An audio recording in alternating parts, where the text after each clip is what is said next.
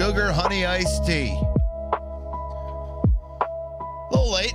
We'll see you in a few moments, a few minutes here. Thanks for coming by. Stuck in the middle. We'll see you in just a moment. That's right.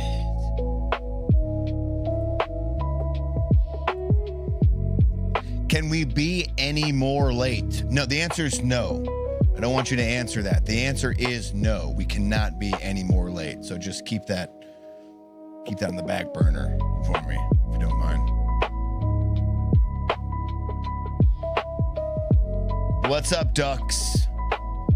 We'll see you in just a minute. Give me about 30 seconds. I'll be right with y'all, lovely folks.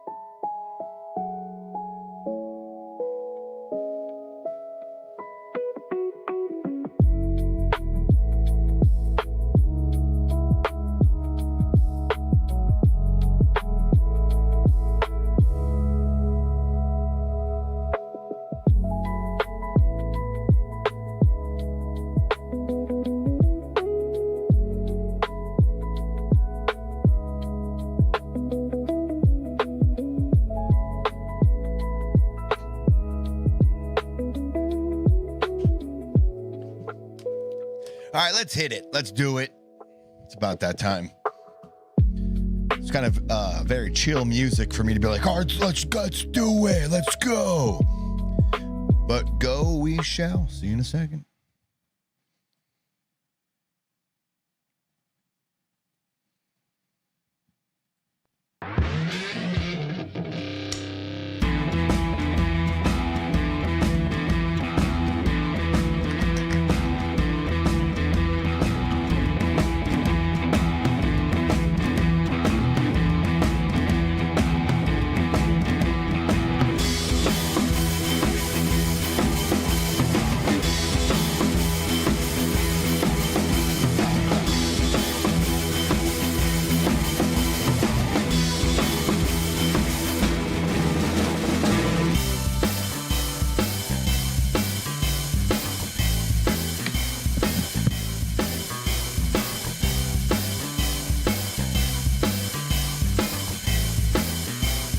All right, there it is.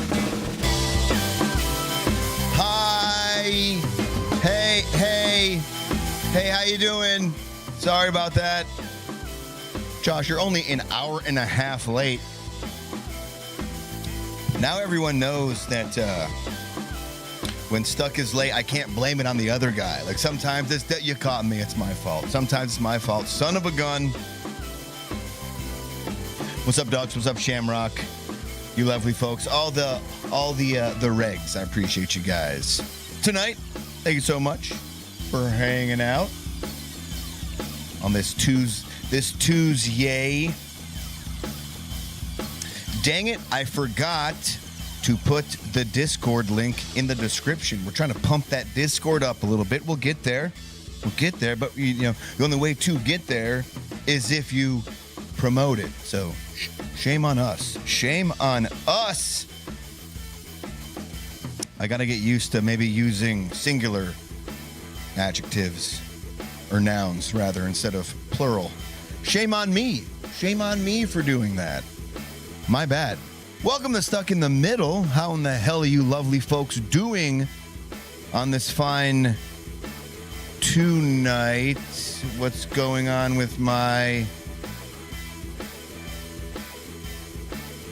What is going on with this? Oh boy. And I've lost. All right, bear with me 1 second. Hold up. Oh boy, we can't lose this already. Oh, hang on. We're going with some delays.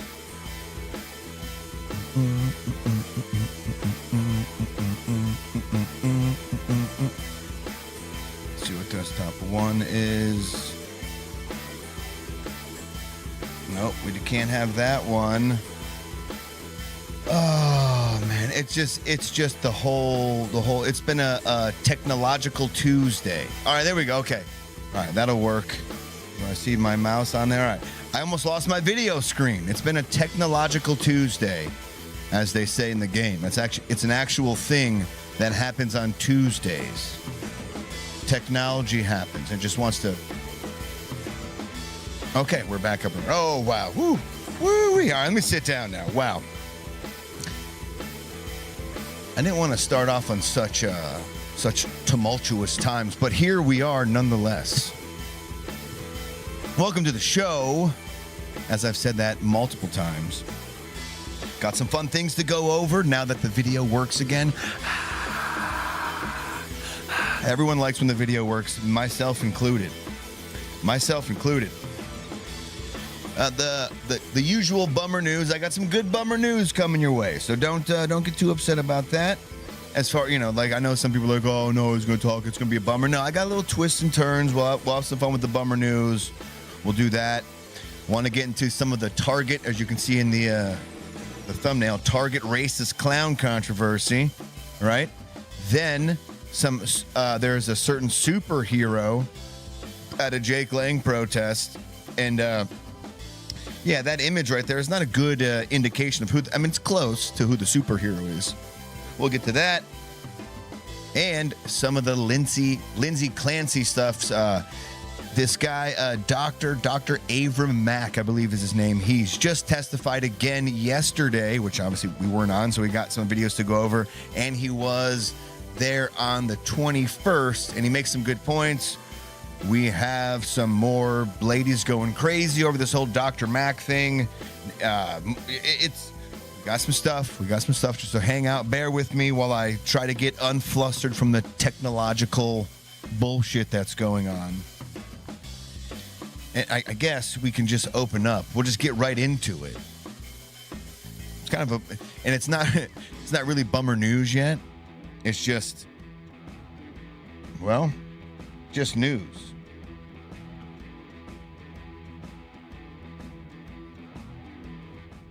Turn this lady down. How we doing? You good? We're good? You good? You good? All right, you know what I need to do real quick? Let me do this. It's been a day.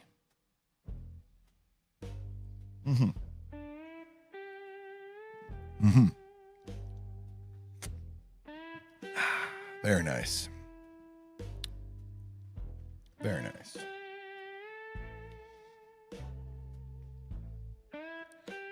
Before we get into the actual bummer news of it all, I'm just going to go off on a tangent one more time. And I tell you, when you have everything set up, right? You got everything prepped out. Then you go to turn on the streaming service. You go to boot up a few other things. Just everything's just like update this and check that, and well, that's not connecting here and that's not connecting there. It's just like you just want to pull your. I just want to pull my hair, but we're not. We're done. We're done with that now. We can move on. I promise. Well, maybe not. Don't take my word for it. Don't take my word for it. But I do want to just to give a little. An unfortunate. Where's my taps at? Where's my taps? I need my taps. Not that kind of taps. Not like guitar taps. Like trumpet taps. This. Because we lost the real one, folks. Boy, did we ever. Boy, did we ever. Dolly Parton. I guess you could now call her Dolly Parted. Dolly Parton passed away. It's like a big, one of country's OGs, if you will. I got this going in the background. Let's see if we can play some of this. One of country's OGs. In a moment, I'll play a video of her speaking. I guess it was like back in May, but when you see her speak, it's usually when you hear about someone passing away, at least for me, your brain kind of goes to like, oh wow, they must have been, deteriorating, especially at the age of 80. But we'll soon watch this clip. I think it's from May 26th. Dolly Parton seems to be in complete awareness of everything. She makes jokes. She's not slurring her speech. So I guess it was more of like a sickness than like an age-related thing. It was the big C, ladies and gents. It was the big C. See if I can pull up one of these pictures here. Right, quick. I mean, I'm bummed about it. I don't know. I'm not like the biggest Dolly Parton fan. If you go into my Spotify, you won't find me loving all of her B singles, right? Of her, even of her A-list singles. I couldn't tell you but a few of them, right? I couldn't tell you but a few of them, but the name, I think the name is the main thing. Dolly Parton means a lot. As far as I think you could even consider her, Dolly Parton, one of the first country crossover artists. I mean, without Miss Dolly Parton, you wouldn't have a Shania Twain. You wouldn't have a Garth Brooks. She really paved that way. I have a few little quick hits, if you don't mind, because I'm a musician and I appreciate music. I just want just a little, I guess just a little quick thing. Let's see where we can start here, because there's a lot. I did mention the crossover thing. Parton's biggest public moment in recent years has been her. Okay, so she was inducted to the Rock and Roll Hall of Fame. She was inducted to the Country Music Hall of Fame. Many of her 25 number one country singles were self-penned. She was an artist in the true sense, not in the sense where a lot of our pop musicians today have their music written for them. You'd be hard-pressed to find a lot of current-day musicians who write their own music. Back then, Dolly Parton was one of the people who wrote her own music. She idolized Loretta Lynn. She was one of the first major female stars of the genre to write much of her own hit material. I just repeated that. I mean, as you can see, I'm not a Dolly Parton historian, but just I feel compelled to just give a little, I feel compelled to give fun facts about Dolly, because it's she's got her own theme park named after her. Any y'all ever been to Dolly World before? I haven't. Country music historian Bill Malone noted that as a songwriter, she had a few peers in country music, bearing a strong comparison with Merle Haggard in her wide range of interests and in her facility with a diverse array of idioms. Her compositions encompass virtually every major theme in country music, and as her playing in the background, as you can faintly hear, her best-known song is "I Will Always Love You," which, as we know, in the 90s was given to Whitney Houston in her different take on it, but still just as kick-ass as she did for The Bodyguard. But Dolly Parton wrote that. And her crossover success started in 1977 when she released the smash hit "Here You Come Again." I'm just reading this. I got no fucking clue. You want to listen to a few of her songs? I kind of want to check some of those out real quick, because I almost feel like I'm offending her. Like, she's so popular. I just know her. I almost know her more as an actor than I do like a country singer, which goes to show some of her crossover success. It says genre blending, the crossover success pop transition in 1977. She released the smash hit "Here You Come Again," which topped the country charts and reached number 3 on the mainstream pop charts. Some of her signature hits she followed with multiple pop-friendly crossover tracks like "Two Doors Down," "Hey," and her massive 1980 number 1 hit "9 to 5." See, I don't know a lot of these songs, but I know Dolly Parton, which just goes to show you that even if you didn't know her music, you know the name. Like, damn. All right, Dolly. I want to play a few of her songs. We should be okay. This is just a quick little like Billboard, like snippets of songs. We should be fine with that. But as far as the crossover things, I just want to reiterate this. While Dolly Parton is universally revered as a global icon and a cultural trailblazer, she's not generally considered the biggest country crossover artist of all time in terms of raw commercial metrics. She's broken records, such as becoming the first country artist to chart a top 20 Billboard hit across 7 consecutive decades, but other artists have achieved higher peer sales and pop chart dominance by leaning even deeper into mainstream genres. Those biggest 3 commercial giants are going to be your Taylor Swift. They're going to be your Garth Brooks. They're going to be your Shania Twain. Taylor Swift, unquestionably the most commercially successful country to pop crossover artist in music history. She began firmly in Nashville before entirely transitioning into a global pop juggernaut, selling hundreds of millions of albums and staging the highest grossing concert tour of all time. Garth Brooks, I know little GB, little Gravity Bong. He completely redefined the commercial scale of country music in the 1990s by blending it with the 1970s arena rock. With over 157 million certified units sold and even more, 200 million globally, he's the best-selling solo artist in U.S. history, outselling even Elvis Presley and Michael Jackson. Garth Brooks outsold Michael Jackson and the King.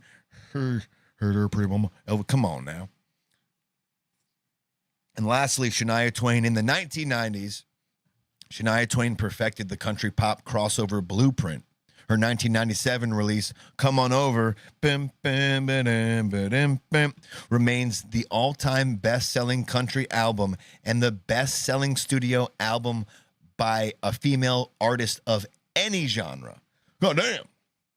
So she didn't sell as much. Dolly didn't sell as much as those 3. But without her, those 3 would not be a thing. They wouldn't be a thing. So just real quick, let's go over let's see what Billboard has to say about some of her songs. This is not it. Dolly isn't my area of expertise. So I feel almost a little guilty of reading some of these things. But I don't feel guilty by just, giving the lady her just desserts, if you will. I'm very happy to do that. Make sure this is not on a playback speed where we can get whacked. No one wants to get whacked, you know what I'm saying? All right, here we go. See what we got here. So this is counting down some of Dolly Parton's best songs of all time.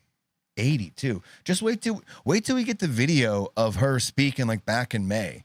You'll see her speaking and just like, you didn't seem ready to go at all. You seem fine, actually. I'm actually really confused. Kiko says, can you please play Animal by Cat's Eye, please? It's a song and it's good, please. Okay. You know what? Fuck it. I'm going to check it out. Right. Listen, hold the phone, hold the line. We'll check that out right after we do a little Dolly quick hits. See what we got here. I don't know any of fucking these songs. The Hot Country Songs chart. And number 6 is a song Dolly Parton covered and made all her own. So I guess we're getting into her like top 6 right now. Old Flames. I don't know this one. I do know she's got a great voice. She has a really good voice. It's a really broad voice. It's a big voice, and I really appreciate a big voice. The song was written by accomplished songwriter P.B. Sieber. P.B.'s daughter Kesha P.B. Sieber the song for her EP Deconstructed in 2012. What the number fuck? 5 song helped establish Dolly as the premier singer. Sorry, I did not know that Kesha's dad was named P.B. Sieber. Writer, Touch Your Woman. Just touch your woman. Damn, we're at her top 5, her top 5th hit, and I have no idea what this fucking song is. Everything's gonna be alright. The song helped Dolly earn another top 10 on the Hot Country Songs chart. At number 4 is widely considered Dolly Parton's signature song. Dux is saying, Josh, did you know that Dolly was the godmother to Miley Cyrus and she is close to the fam? Yes, indeed, I do. Yes, indeed, I do know that. Did you know that she released an album in like 2023, Dux? Bet you didn't know that. Jolene. Jolene, There you go. There's the Miley Cyrus, Dolly Parton connection, that song. Jolene. Jolene, Jolene. The song became her second number 1 on the Hot Country Songs chart. Many artists over the years have covered the song, including Dolly's goddaughter, Miley Cyrus. There you go, Dux. That one was for you. And Beyonce on her last album, Cowboy Carter. The number 3 song. Dux says a rock album was the best one.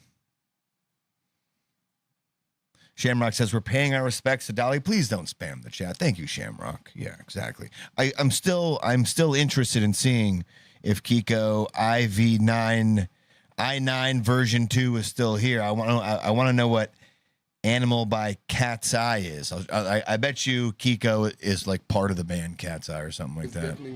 We'll see it. We'll see it. Fuck it. You know, we're hanging out tonight. We're having a time. The song earned Dolly her 6th number 1 on the Hot Country Songs chart. Number 2 proved Dolly was an iconic singer, but also an all-time songwriter with I Will Always Love You. Wow, that's number 2, huh? I Will Always Love You, numero 2. Wow, and then Jolene, we already hit Jolene. So what is she known for? I'm not. Anybody else in the chat? What is Dolly Parton? Like, you can't do Jolene and you can't do I Will Always Love You. You beats me. Dolly's Jolene Shamrock is the Jolene. That is her Jolene. That's fucking hers. Right? I think so. All right, let's see what number 1 is.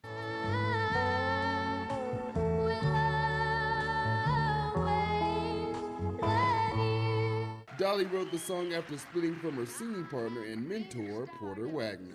The song became another number 1 hit for Dolly on the High Country Songs chart and became a number 1 hit on the Hot 100. Bro, you write a breakup song, and like the breakup song is just like, it's like if like for instance, I'm Porter Wagner and she's Dolly Parton, obviously, and she writes a breakup song about us breaking up.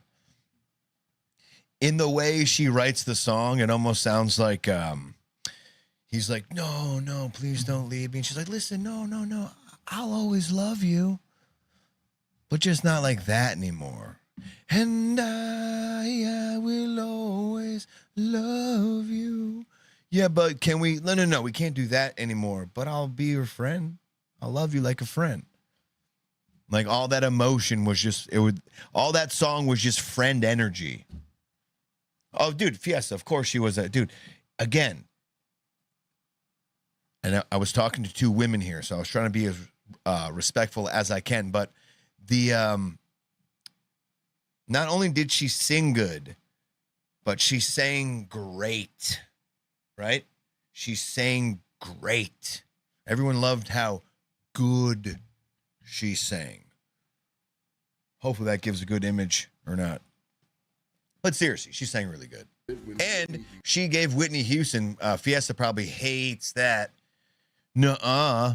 I Will Always Love You was Whitney Houston's song. Well, or she made it better. No, well, maybe she did, but it was written and given to Whitney Houston by Dolly Parton. Houston covered it.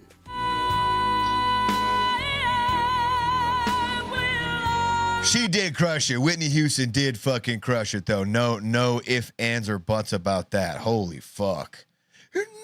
And she's just sitting in a chair belting that out like it's fucking nobody's business. Woo. You go, Whitney. 1 hit on the Hot 100 when Whitney Houston covered it.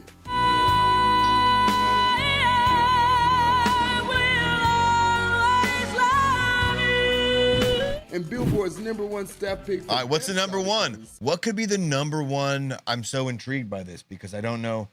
Duck says the Coat of Many Colors is number 1. Did you skip ahead or something? Fuck. Ducks? song is Here You Come Again. Nope, here you come again. You're wrong, you're wrong.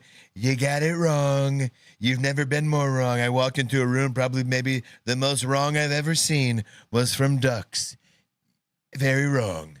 And there go all my defenses. I don't know this one. I don't know that one. She does also sing 9 to 5. Can anybody tell me, like, is 9 to 5 that? I'm working 9 to 5. Bim, bim, bim, bim, bim, bim. Is that 9 to 5?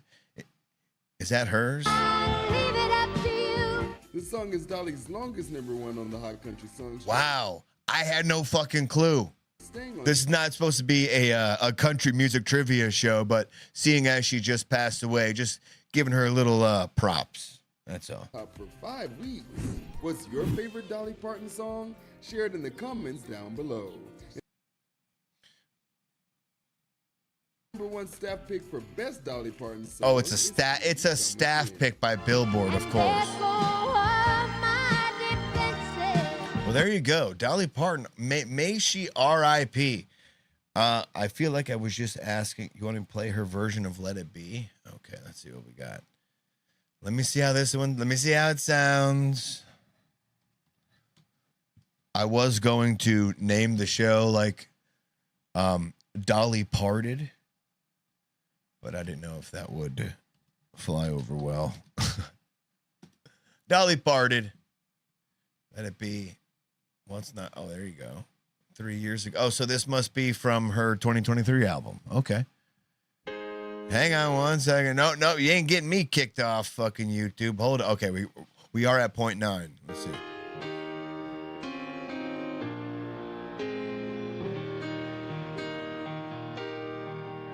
When I find myself in times of trouble, Mother Mary comes to me. You can. Speaking That's the problem about getting older, unfortunately, is holy man. You really hear the dentures. Problems, let it be. Let it be. Like the dentures really do, which is kind of odd, you know, like with her wealth, like wouldn't you just get like the implants? Are you really still working with dentures? But you can hear the like S's like S's. You don't want to hit S's when you have dentures in, because you could you could accidentally S them out of your mouth.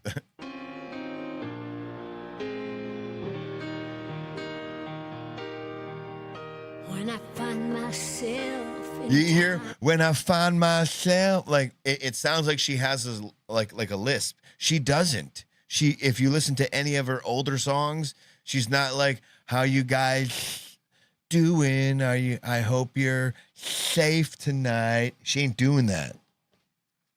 She ain't doing that. Oh, he passed away, bro. He passed away. Sorry, man. Sorry, man. times of trouble, Mother Mary comes to me. You see, let it come to me. Like you can kind of hear the dentures there. Speaking words of wisdom, Wisdom. I'm just pointing that out. That's all. That's all. Just a little point out. let it be. That's a bummer, right? All right, but I want to show you real quick her back in May, and then we'll move on to Target. We'll move on to some other fun things. Well, actually, we're going to move on to some bummer news first, and then we'll move on to Target and stuff like that. But first and foremost, let's finish the Dolly Parton thing. This is her in May 4th. May the 4th be with you of 2026. This is her addressing her health concerns. I didn't know, but apparently she had cancer.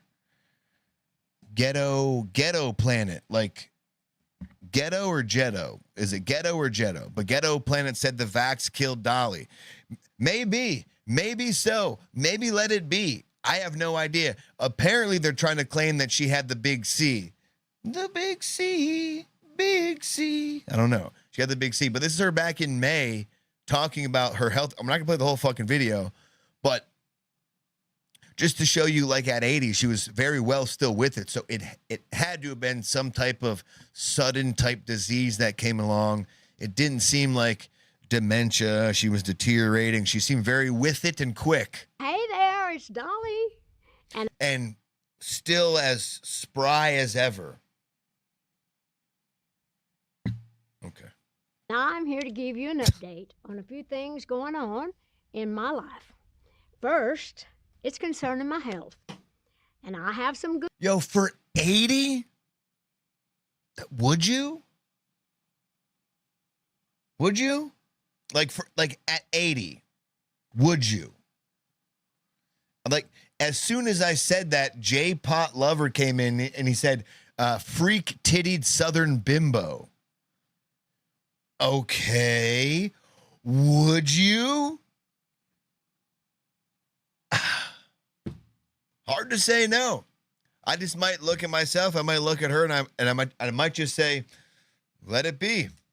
Let it be. Let it be. Hey there, it's Dolly. And I'm here to give you an update on a few things going on in my life. First, it's concerning my health. And I have some good news and a little bad news. The good news is I'm responding really well to meds and treatments, and I'm improving every day. I don't want to keep having a guy type of conversation with J Pot Lover, but like, what if it was just like, you know, above ground, right? You just got a little above ground. You got to see the ladies, you know, with you know, let it be, right? Oh, this got really graphic. I am so sorry, Shamrock and Ducks. Now, the bad news is it's going to take me a little while. But doesn't she sound healthy? That's the whole point. I'm not going to sit here and play the whole thing. But she sounds healthy. J Pot Lover says probably a saddle arch cavern. Forget about the lower part. All right, just we'll take that off that's gone off the table. All right, got you on that. Heard you loud and clear. But I'm saying like from the waist up, right? You know, from the waist up. I mean, I'll probably still let it be. I'm not saying you got to, right? Before I'm up to stage performance level. Stage performance level. See, that's what I'm saying. That's where the dentures, like, why does she have dentures? Stage performance levels. Because some of the meds and treatments. Diedrich Beat says, R.I.P. Dolly Parton. She was a class act. Indeed she was. We were just talking about, too, Diedrich, D. Reich, rather, that she paved a way for a lot, for the country music pop crossover artist. She was your first crossover artist. So not only a class act, but she was what do you call it? A road paver? No, that's not the right thing. She paved the way. No, there's a better word, but she did it first. And then everybody followed in her footsteps. So thank you, J-Pot. Thank you, J-Pot. That's all I was looking for. That's all I was looking for, just a little bit of, listen, maybe not for me, but I get what you're throwing down. And I'm like, and at least J-Pot understands. It's like, I'm not mad if you tap. Thank you. That's all I'm trying to say. I wouldn't be mad either, you know? It's all love.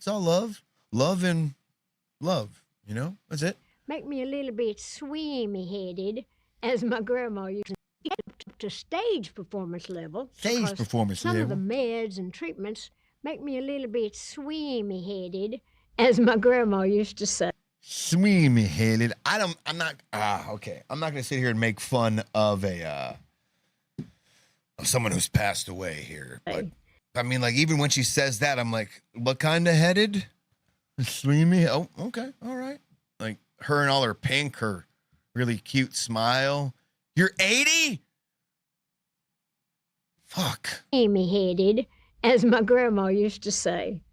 And, of course, I can't be dizzy. And her grandma's at least got to be from the early 1700s. Carrying around banjos, guitars, and such on 5-inch heels. And you know that I'm going to be wearing them. Not to mention all those heavy rhinestone outfits, the big hair, my big personality. Oh wait, Lord, she did the thing. She said my big Wow, now I do not feel guilty whatsoever. She did it too. All those heavy rhinestone outfits, the big hair, my big personality. I love it. I love the fact that she jokes about her big tits too. That's awesome. I guess that's why you get him though, right? You don't get him to be like, no, I don't. You get him to say like, yes, I do. So I guess I appreciate that. That's cool. That makes me feel a lot better. I'm not really ragging on a dead woman now. She was 80. She did this in May, June, July. This was 3 months ago, D. Reich. 3 months ago. Fuck. I gotta get some help or something. Not to mention all those heavy rhinestone outfits, the big hair, my big personality. Lord, that would make anybody swim-headed. She did it twice. But man, woo, Dolly, I'm schwitzing like a schwetzel over I mean, here. it's like an old classic car that once restored can be better than ever.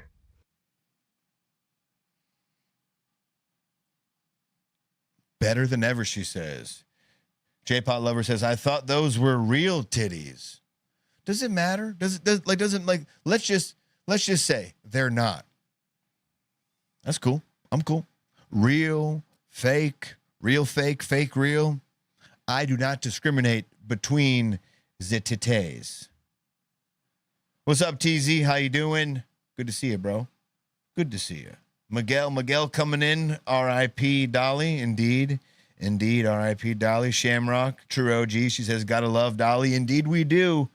And JP says, J Pot Lover says, Dolly wasn't terrible. No, she wasn't. I'm telling you, she was a looker.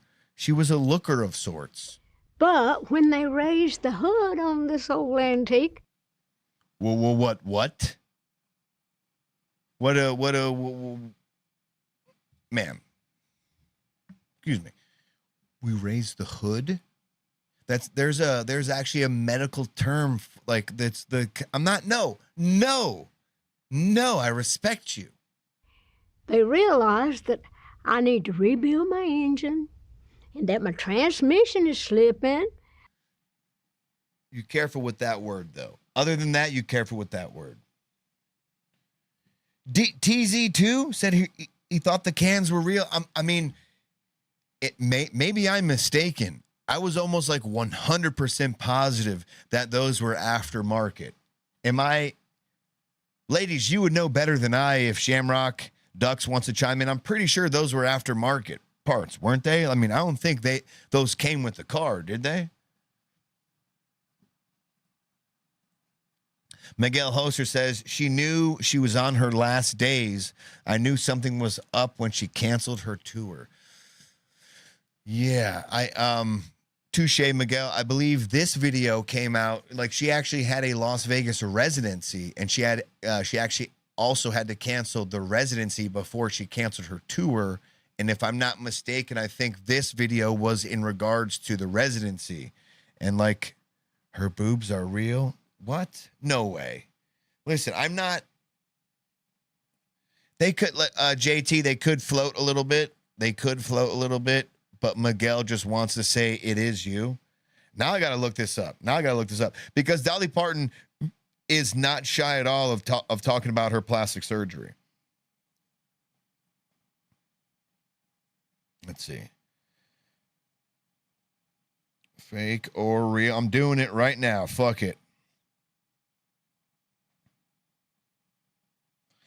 Dolly Parton denies lip syncing. She says, my boobs are fake, but my voice is real. Ducks, you're wrong. How dare you? How dare you come to this program with incorrect information about a lovely lady's bosoms? Do not do that. Dude, J-Pot, at the age of 80, though, let's just really ask the question. I mean, even if they're not, does it matter? I mean, I don't, 80-year-old teeth that weren't worked on probably don't look that good, to be honest with you. They probably don't look like look a little rough, She, a lot of drinking, a lot of smoking, maybe, a lot of doing other things with the mouth. Oil pan is leaking, and my muffler's busted. Now, this old lady, she's getting really like sexual with it. My oil pan's leaking and my muffler's busted. Whoa. Dude, she was DTF. Engine. And that my I'm transmission. sorry for saying that, Miguel. My apologies. And by DTF, I mean she was down to freely pray. Freely pray. It was like one word together. Yes. J-Pot says dentures would be better for service. Is slipping, my oil pan is leaking, and my muffler's busted. Oh boy. And my shocks and pistons need to be replaced. I mean, I feel like there's a lot of material to work with here, but I'm gonna hold back. You know, her spark plugs, her pistons, under the hood, And for sure, my spark plugs need to be changed, because you know, as well as I know, that I can't lose my spark. Ma'am, I'm gonna let you right now, Miss Parton. I'm gonna tell you, you've never once lost your spark is what I should say. Dolly, stuck in the middle, gives you the final salute as the show goes. Ma'am, you were a country music icon, you were a crossover icon, an actor, as Fiesta put it, a sex icon extraordinaire. We wish you all the greatest crossover, and not just in music, but in life, to the next world. We wish you all the crossover success, Miss Parton. And we will always love you. You like that? You like that, guys? Miguel says, God have mercy on us all. Let's honor and respect Dolly. I pray that she crosses over and is at rest. Indeed we do. Shamrock says, oh boy. Well, she's crossing over, but also before she gets there, we make the joke right before she gets her mention mouth action right before the teeth are taken out. She's not there yet. Oh, she's almost there. It's okay. We're good. We got that in right before she got there. They are real. She is and always will be a classy woman. You damn right, 2026 moon gazer. You damn right. Dolly Parton, we salute you, ma'am. We salute you. Dolly Parton, everybody. I was looking through, you go through, when someone passes away, I guess the family posts on their honor. Don't know how that one goes. It's either in or on, whatever. They post on the X after the person has passed away, and there's a lot of comments under that post, or just people commemorating the post. One of those people in particular was Casey Musgraves.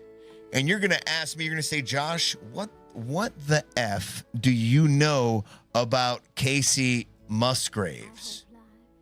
And I'm going to tell you one thing specifically. Okay. What I do know is she made this lovely post right here for Dolly. It says, Dolly, a little broken heart. This really hurts.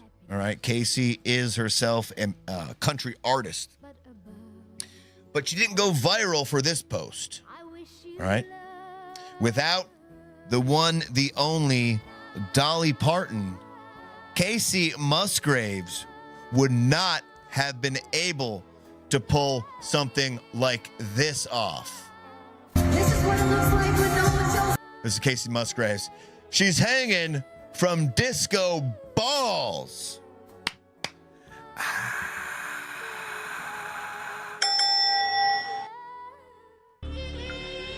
Isn't that awesome?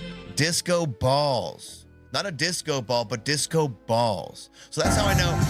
I was just like meandering. So just how a lot of people maybe do on X. You're kind of scrolling through X, and a day or two or three ago, I just see this broad hanging off of two disco balls, and I'm like, all right. I really do not know. Like, I like it. it's funny that she's hanging off of disco balls, right? Cool. And then I'm just thinking, like, how do I bring it to the show? I have no fucking clue. I don't know. Hey, in passing, babe, by the way, ladies sitting on balls and they're disco balls. Ha ha ha. Like, how do you even get to that, right? Lo and behold, Dolly Parton passes away. And I'm scrolling through the tweets in memoriam of her. And who do I see? Miss Disco Balls herself. So I'm like, bam! Now I have a reason. Oh, yeah, Casey Musgraves. You're like, oh, well, how do you know about her? Why is she saying her memoriam? Because she sat on disco balls. Because she sat on disco balls. Plural. There's two of them. It's because it's a nutsack. I literally, I hope you understand, for this bit to work, Dolly Parton had to pass away. Had she not passed away yesterday, we would not be looking at Casey Musgrave sitting on two disco balls. That was my segue. You're welcome. Dolly Parton into disco balls. But seriously, it's funny. I don't think I've ever seen that before, right? A lady sitting on, she's on a disco ball, but they're disco balls. But seriously, without DP, without dearly Dolly departed, I would have no reason to segue into just this lady sitting on nutsacks real quick. But Dolly Parton was a crossover artist of the millennia. And therein lies the reason why she's so important. Because without Dolly, Casey Musgraves would not be sitting on a pair of nuts right now.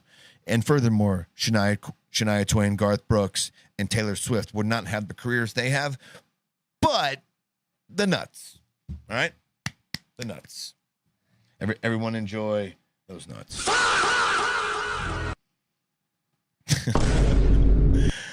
Oh, man. It is a very unusual disco ball, TZ. It's a very unusual disco ball. Dare I say disco balls? Dare I say disco balls? J-Pot Lover says Shaq could do disco balls better. I don't think he could, J-Pot, because those are Shaq's balls. Yeah, believe it or not. That's how tall he is. Patty says, what, really? Dang, R.I.P. Dolly. Yep. She checked out so Casey Musgraves could check in with her disco balls. So there you go. Dolly, we see you. We love you. We remember you. Thank you so much. And Casey, thank you for doing what you did too, giving us your balls. She did kind of joke about it. If you look online and you go through kind of to see like some of the if you look at some of the reactions and see how Casey reacted to those, she's like, oh, it must took some balls to do that. Like, yes. Love that. J-Pot says 2026 is nuts. It is. And people sit on the nuts. Patty says neither would Miley Cyrus or Billy Ray. Don't you go telling that to my achy breaky heart. How dare you? All right. So that's so now that we spent an unusual amount of time on Dolly Parton, which was in itself kind of a bummer news to begin with, I now present to you actual bummer news.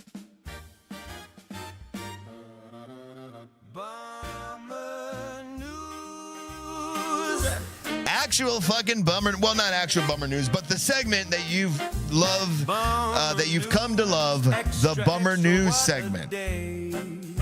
Where if I was scrolling through the internets, the news, and I saw something that bummed me out, if I had to see it, by golly, you got to see it too. All right? So that's what we do here.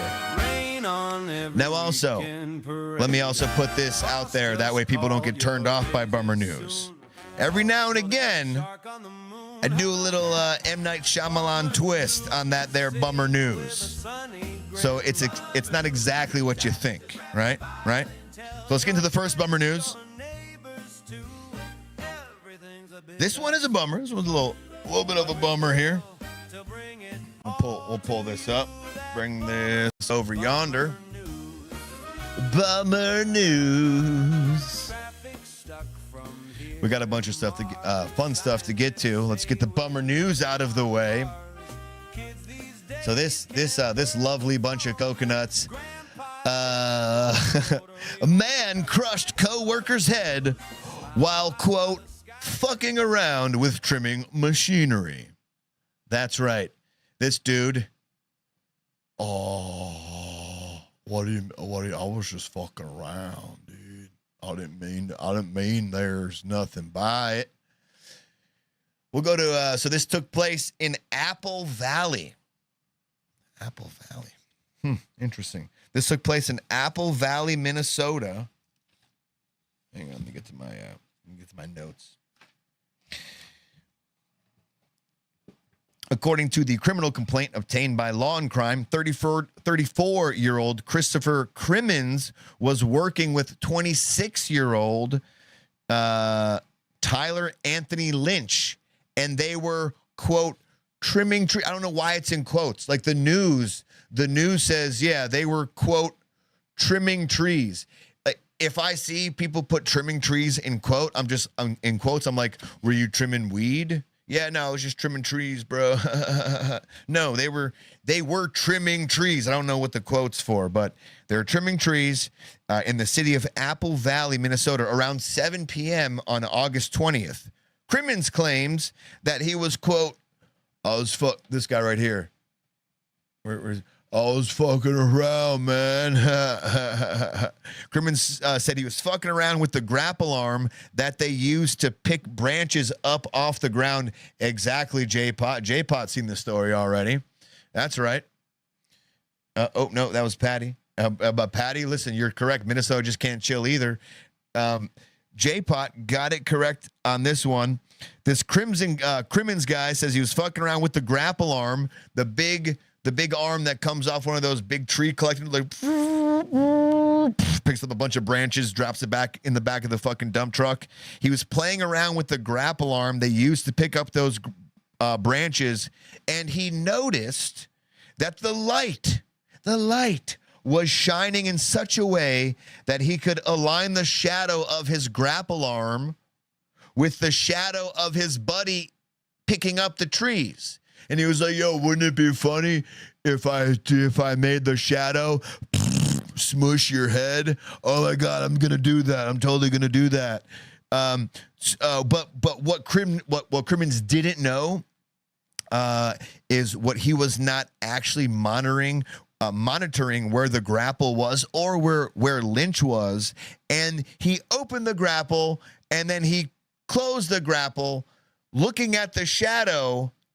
And then he was like, he closed it. He's like, wow, that shadow looks pretty fucking real. What the fuck? Oh my God. The fucking grapple arm. He opened it, closed it. He's doing shadow puppets over here, and he kills the guy over here. What? How do you even do that? How do you even do that, Crimmins? I don't understand. First responders arrived at the scene and found Lynch on the ground with a significant amount of blood around him and significant trauma to his head. It's like smushing a watermelon. It just went, just shit went everywhere. Crimmins was arrested and charged with second-degree manslaughter. That's the story. This guy is operating a tree cutting service, sees his buddy out there, his working partner out there on the ground, catches a shadow. Oh, wow, shadow. I love doing shadow figures. He's like, you know what? I'm going to make my shadow of the crane crush your head. Haha. But he crushes the guy's head with the crane, not the shadow. Huh? What? I'm sorry. How did you do that? I'm waiting for like Candace Owens to come out on like, this case is almost so cut and dry that you're just like putting a finger to the wind, Candace Owens is here. She's around the corner. She'll be coming. And she's got a defense for this case. And you know what's going to happen. And already you're like, so let me what I'm going to do right now is I'm going to attempt to Candace Owens this for you. I thought through the whole thing and I figured out there's some things that were missing, right? So this Christopher Crimmins guy, this guy, you know what his middle name is? His middle name is Boone. You know who else has the name Boone? Daniel Boone. All right. You know what Daniel Boone was? Daniel Boone was a frontiersman. All right. What did frontiersmen do? Cut down trees. All right. What were we trimming in this story? Trees. What do trees have? They got branches. What does the United States government have? Branches. 3 of them. Where did this happen? Apple Valley. What grows on trees? Apples. And who died? Timothy Anthony Lynch. You know who else died related to apples? Steve Jobs. What did Steve Jobs die of? Cancer. Crimmins, cancer, both begin with C. Lynch, trees, apples, the letter C. There's too many references going on here. We need this investigated. All right. They want you to believe. I wrote all this down, by the way. They want you to believe that Christopher Boone Crimmins just happened to be trimming trees in Apple Valley. Right. When a man named Lynch was killed beneath a piece of machinery while everyone was watching shadows. Boom. Trees, apples, Lynch, shadows. I'm not saying those things are connected. I'm asking why nobody in the media is asking why those things aren't connected. You want the biggest smoking gun of this whole fucking thing? Because this is what they're actually asking us to believe, all right? The government says Crimmins wasn't watching reality. He was watching shadows, the representation of reality. Plato's allegory of the cave is literally about people mistaking shadows for reality. Plato died 348 BC. 3 plus 4 plus 8 is 15. August 20th is 8 and 20. 20 minus 8 is 12. 15 minus 12 is 3. How many branches of government do we got? 3. Right? You can even take it one step further. Right? August 20th, 820. 8 plus 20 is 28. Tyler Lynch was 26. 28 minus 26, 2. What was Crimmins charged with? 2nd-degree manslaughter. You call that a coincidence? I don't. All right, that was my Candace Owens. I tried to do a Candace Owens connect the dots for you. I hope you enjoyed that. What a horrible way to go out.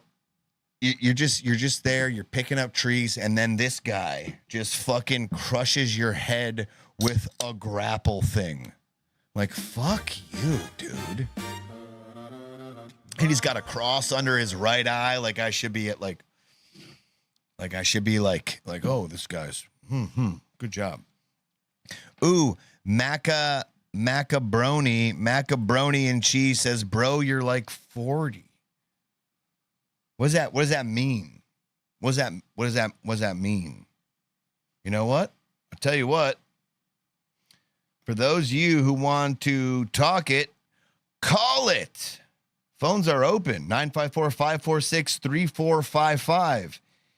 If you got the gusto to call in, go ahead and call in. I'll tell you what. Get it. 954-546-3455. There you go. J Pot Lover says that was accurate. Thank you, sir. I attempted my best on that one to connect the dots that were there. Phones are up. Phones are open. Also, too, let me know. I can open the Zoom link for you as well. You don't necessarily have to Zoom in. You can also use Zoom just for audio, but let me know. One more bummer news thing before you, and then we'll move on to the whole Tarjay thing. But seriously, what a horrible way to go. Getting your head crushed. You're just fucking, you're sitting there. Ooh, hang on. I think this lady doesn't believe it. I totally forgot about this. She might just be reiterating it, but when I saw her do the thing in quotes, I was like, wait a minute. I feel like she doesn't believe this. I didn't see the whole thing, so forgive me if this isn't what I think it may be. But we're going to give it a shot. We'll see what happens. Play a joke. There you go. Yeah, that's okay. So that's, I guess that's why I got incredulous, is because she's like, he was playing a joke. Tree trimmer decided to play a joke on his coworker. This was with a heavy-duty grappler machine. However, that machine ended up taking his coworker's life. This is awful. An employee with a tree trimming business in Minnesota has been charged with manslaughter after he allegedly crushed his coworker's head with a hydraulic grab. 34-year-old Christopher Crimmins was reportedly charged with 1 count of second-degree manslaughter, and that's in connection to the death of 26-year-old Tyler Lynch. According to reports, the two of them were working in Apple Valley County on this past Thursday afternoon. What the fuck? What the dude? What the pork gite? Pork gite? Of course, MAGA is going to eat the horse meat. That's where they keep the ivermectin.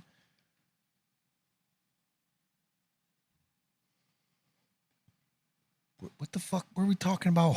Horse meat, bro. Where'd you get that from? Listen, call in 954-546-3455. Come on, give us your worst, please. Afternoon, when the accident occurred, Christopher was reportedly operating the machinery on the back of a truck, while Tyler, the victim, was picking up leaves from the ground. This was in Dakota County. Thank you, Jay. It was said Christopher told police that the two of them were just effing around. When they saw the sunlight, maybe they were just horsing around. Sure, I don't know. Casting. All right, this lady, I thought this was going to be something different. I thought she disagreed with it because I just literally saw the first part of her video when she goes, he played a joke, and her name is True Crime with Megan. So I thought she was like, I don't believe anything happened here. I thought she was going to help me expound on my Candace Owens theory. She did not. She did no such thing. So let me play you the last bummer news.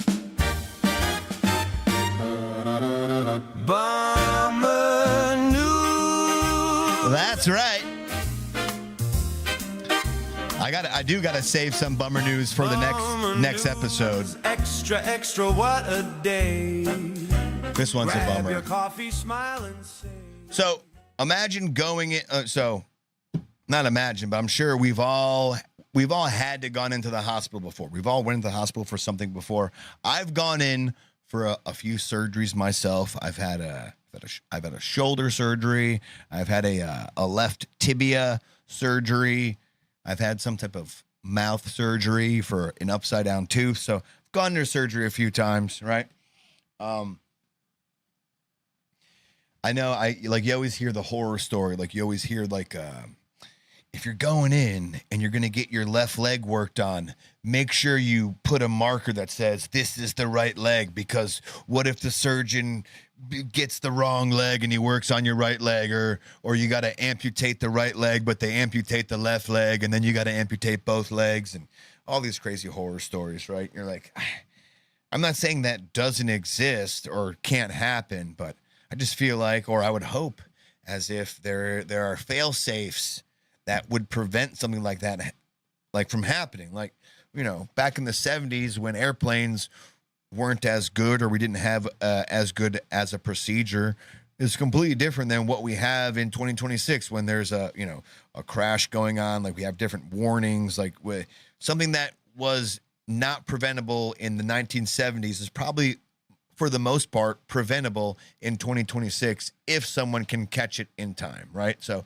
it's more so a human error thing at this point, as juxtaposed to a technological or a technology failing, rather, in the other side of things. Well, this is the other side of things, as far as it being human error. That's right. Bummer News gives you this one now. Bummer news. 4 people went in for routine knee surgery in Nashville, and you know what they did? They woke up paralyzed. Son of a fuck. like, remember when you came in and like, you're like, oh, my knee hurts. It's really hard to walk. Well, good thing is, that you got used to walking being difficult, because you can't walk anymore. Huh? You're paralyzed. I don't understand. My knee was hurting. Right. It probably doesn't hurt anymore. No, it doesn't actually. Right. And neither does the other one. It doesn't. Right. That's because you're paralyzed. Huh? Yeah, that's our bad. That's our fault. So there you go. Bummer news story. 4 people went in for routine knee surgery and woke up paralyzed. You don't want to ever hear that where you woke up paralyzed. Huh? What do you mean I'm paralyzed? No, well, yeah, you'll see. The news will tell you so you understand better. There we go. Let me see. Make this full screen so we can see it just a little better. The phones are up. If you look, oh, well, it's not scrolling across right now, but when you go back to a few of the normal screens, if you don't see the purple number up on the top of the screen is a scrolling title, and in that title has the number. So if you don't catch it in the purple, it's there scrolling by. Let me... Sorry, give me a second. All right, I need to do it like this so we can see. We want to see it. You understand? We don't not want to see it. There we go. Now we're getting it. Now we're fucking getting it. Okay. All right. Sorry about that.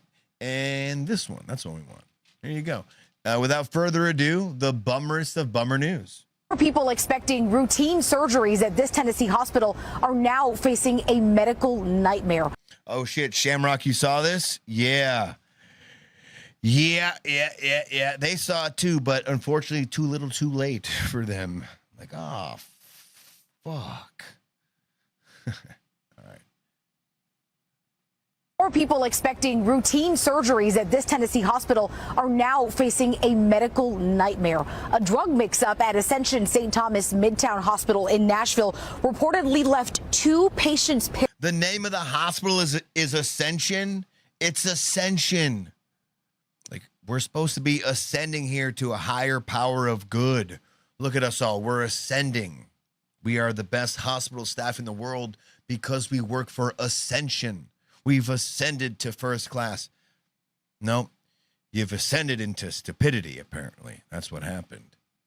Paralyzed and at least one other reportedly left 2 patients paralyzed and at least one other on a ventilator after officials say they were given the wrong medication prior to surgery. Now, those 4 patients were reportedly given potassium instead of an anesthetic. Are you fucking kidding me? Potassium? Like, if I'm not mistaken, that's what you use to, like, murder people. Potassium. You just, oh, that's our bad. You were supposed to get anesthesia, but we gave you potassium. Why is that amount of potassium being injected into somebody? The family of one of those patients told our CBS affiliate in Nashville the mix-up happened. Let's see who we got. We got a caller. Somebody's calling in. I think I know. Call from. It's me, man. What's up, Fiesta? What's good, Josh? How you doing today, man? How you doing, man? We're hanging in there. We're going over some of the silliness going on in the world. How about yourself, my friend? Oh, man. Great show so far, man. You're doing a hell of a job. Great topics. Really? Well, I'm glad you think that. I'm glad it's always you are your own worst critic. So I'm sitting here, I'm like, man, this is boring as fuck, but I'm still having a good time. But like sometimes it feels like the topics don't translate, but we still got a lot more to go over. So appreciate that, man. Oh, no, for sure.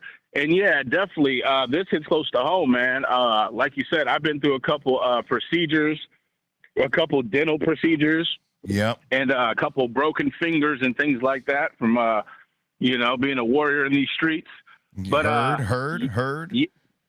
Yeah, but you definitely have to double check with your fucking nurses, with your doctors, with the receptionist guys before you go under, bro. You have to, bro. I'm a stickler. I'm getting on people's nerves. I'm like, so what am I in here for? You're in here to get your ring finger fixed. Okay, left ring finger, right?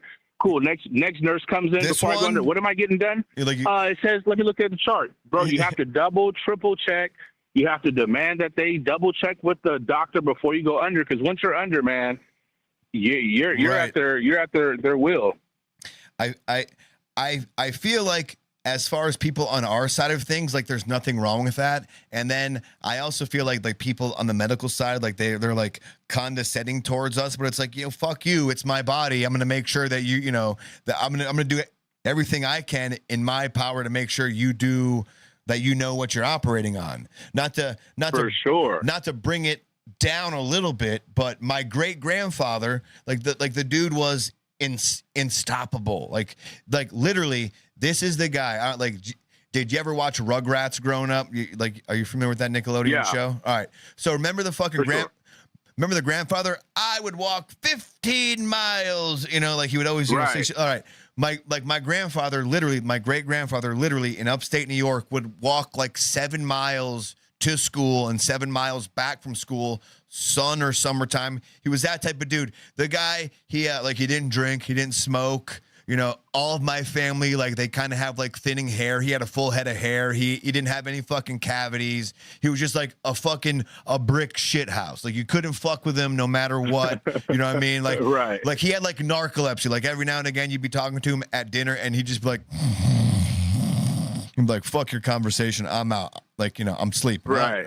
Gotcha. No problem. Well, as a lot of things happen to old people, he falls, he does something to his hip, something like that, right? He goes into the hospital and they fix the hip, they do what they got to do. But when he fell, the nurse, the doctor, none of these people there noticed a little cut on his arm, bro, a little cut on his arm. What ended up happening?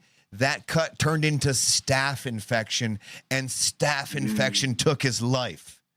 What? Yeah. Isn't that you put your hands in the trust of these people, and it's something as minuscule as a cut, but because it goes underlooked or just oh, that's not a big deal, and and then it turns into a big deal. It's what the fuck?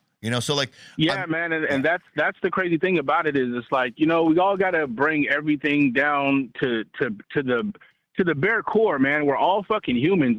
Take the title away, man. That person can have a bad day. That person can get in an argument with their wife or their husband. Right. They can get a road rage, anything, bro. They're not a fucking robot. So when they come in, it's really about how they feel that day, what their little spirit is that day, and yeah, something like that can go unseen.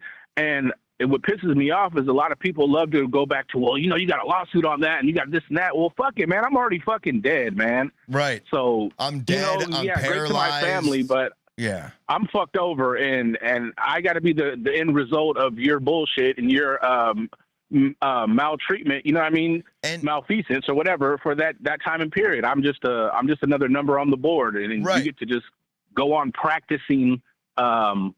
It's whatever. it's for you, for the doctor, for the surgeon, it's just a little whoopsie daisy in your catalog, but for somebody who it happened to, it's life altering. It's it's not just a whoopsie daisy for us, it's a whoopsie daisy for you. Dude, it's a very it just feels awkward sometimes if you're in the moment and you're attempting to hey, just making sure you got the right arm. Hey, just making sure you got the right finger. But I guess that's what you got to do. Don't feel guilty about it. Just do it. Just fucking. Oh yeah, man. You'll thank yourself later. I seen a guy that went in for a couple cavities pulled. They pulled all the fucking teeth out of his mouth. He woke up with no teeth. This dude was 24 years old. And he's crying man, my teeth, they freaking took all my teeth out, bro. Fuck. You know how that gotta fucking, you gotta live with that for the rest of your life. You gotta get dentures, or you gotta go through the pain to get fake teeth drilled in your shit. Bro, because one person just didn't look at the chart. Right. Come on, man. Yeah, it is crazy. It's crazy. When like if you just kind of compare it to taking your car into the mechanic and like knowing a mechanic can fuck up, it's like it's the same. Right. It's the same kind of probability that where a doctor or a surgeon can fuck up. In that sense, it's just like it's almost unnerving. Like you don't want to look at it like that because it's rare. But the fact that it can happen and humans are humans and humans are gonna fuck up, it's like I'm gonna do everything I can to make sure that you guys are also on the same page I am at this point. You know. Yeah, man. No disrespect to you, to your professionalism, but come on, man. This is my life. I gotta fucking live with whatever the results are. And as another human, you should be able to respect that and be double, triple checking on my behalf too. You know what I mean? Yeah. Hands down. Come on, let's put the pride aside. No argument there. No argument there at all, man. Yeah. And like you go in and you're just like, you had a knee problem, your knee hurt, and they're like, oh, well, your knee's not going to hurt anymore because you're paralyzed from the waist down. So we fixed it. It's like, what? Like, what the fuck, man? Do you know how fucking much I would be screaming in that hospital fucking room if I just woke up paralyzed and I just had a bad fucking knee? Oh my God. But Fiesta. There, I just want you to know though, like this should make it better. I just need you to know though, even though they fucked up, that they're quote deeply sorry. Does that help? Does that help? Nah, man. Just let me go ahead and just get a crowbar. You stand next to my hospital bed, and let me just go ahead and take both your knees out, and we can call it something. I was deeply sorry for doing that. Up or just the waist down? Yeah, I was deeply sorry for crowbarring your knees. My apologies. I didn't know I did that.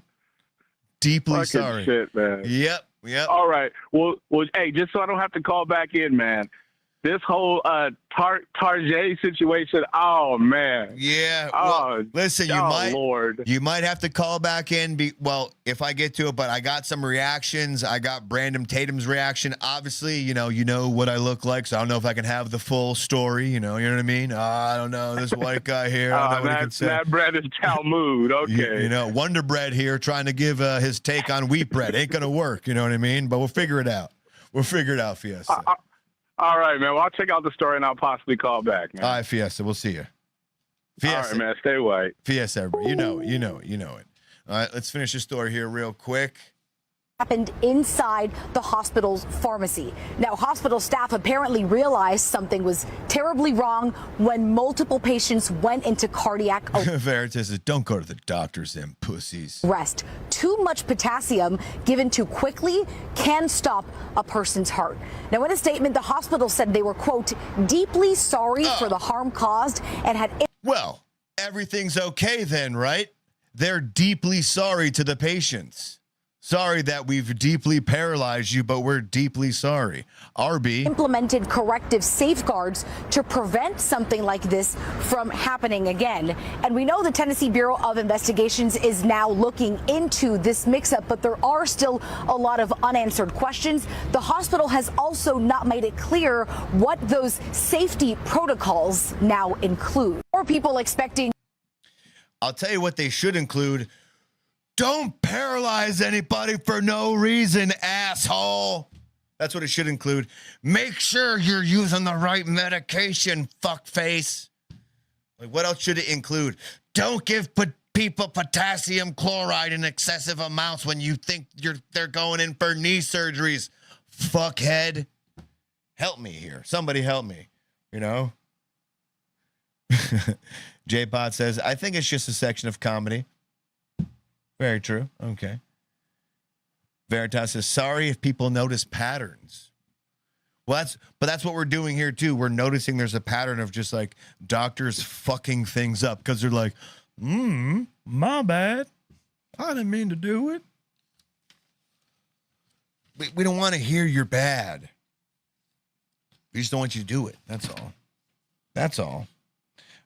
Real quick, I'm gonna now we got a new section. We're gonna get into the Target thing right fast, but I don't have anybody to kind of hold it down real quick, so I'm gonna have you guys talk amongst yourselves. I'm gonna use the restroom very fast, and I'll be right back. Y'all rock. We'll see you in a second.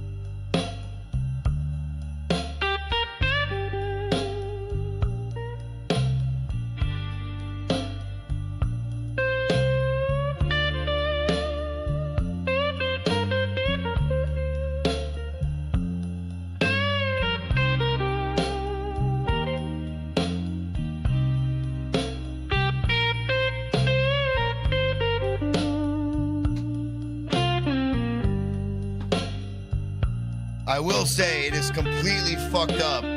It's completely fucked up that almost 2 hours have gone by and zero of the topics on the fucking thumbnail were talked about. Fantastic. Ah, yeah. Love that. Love that. But we will now start to get to some of those topics. I promise you this. Thanks for hanging out with us. If you have not yet, hit that like button. If you have not subscribed yet, feel free to subscribe if you haven't. If not, no problem. But the like goes a long way, the longest way, actually. And give us a share on your own YouTube page if you could. Those help. They go great. They go awesome. Here's me taking a undercover shot behind a computer screen where you can't see.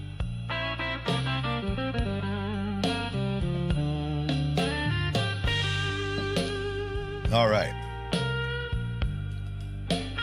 Back to the program. Target. You sons of bitches. J Pot Lover says the Target clown only had blackface because a black person was wearing it. All right, well, hold that thought. I got a few different opinions on the whole thing, but yeah, hold that thought. We'll get to that. Let me pull up the actual article itself. We got a little background thingamajig going on. Bring this over here so we can see it. There we go. So Target. I mean, we're still over 2 months away from Halloween, but I guess we're releasing Halloween things right now. They're in trouble. They have the bullseye on them. They might as well call themselves Bullseye and not Target, those sons of bitches, because they're now apologizing for children's clown Halloween costume after backlash. So just reading that, you're like, all right, they must have put something out there that people were none too happy about. It says Target apologized on Monday and said it had pulled a Halloween costume from sale depicting a circus clown that critics said evoked blackface and minstrel shows. The product was sold as the, quote, kids glows under blacklight circus clown Halloween costume. Prompted a backlash. Wow. Tongue slip. A backlash on social media with it prompted a backlash. Okay, we'll take that one too, with some consumers saying it resembled a racist caricature. As a company, we know we got this wrong. Like, that's mind-blowing to me. Let me pull up the actual the photo in question. As a company, we know we got this wrong. If you know, then why did you release it? This is going to get into a little bit of an interesting back and forth, I think. So there you go. There's the photo right there. Let me zoom in a little bit. Definitely doesn't look the best, that's for sure. It says, we removed an offensive Halloween costume that should have never been a part of our assortment. It is no longer for sale. As a company, we got this wrong, and we are deeply sorry. We know this is especially hurtful for our Black guests, team members, and partners. Removing the costume is an important first step, and we are looking closely at how this happened and what needs to change to ensure this won't happen again. Yeah. For conversation's sake, real quick, let's look at the other examples of this costume and costumes like it, right? You have this version of it. Hold over here. I mean, it's almost the same damn version minus the top hat. You know, like there's a little bit of different designs going on. There's, you know, the diamond, and then there's the horizontal little M's going on. But I mean, this kid right here has the same big smile, you know, not necessarily the same patterns, but the same orange thing going on.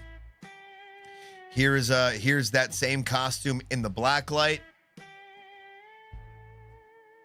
Right?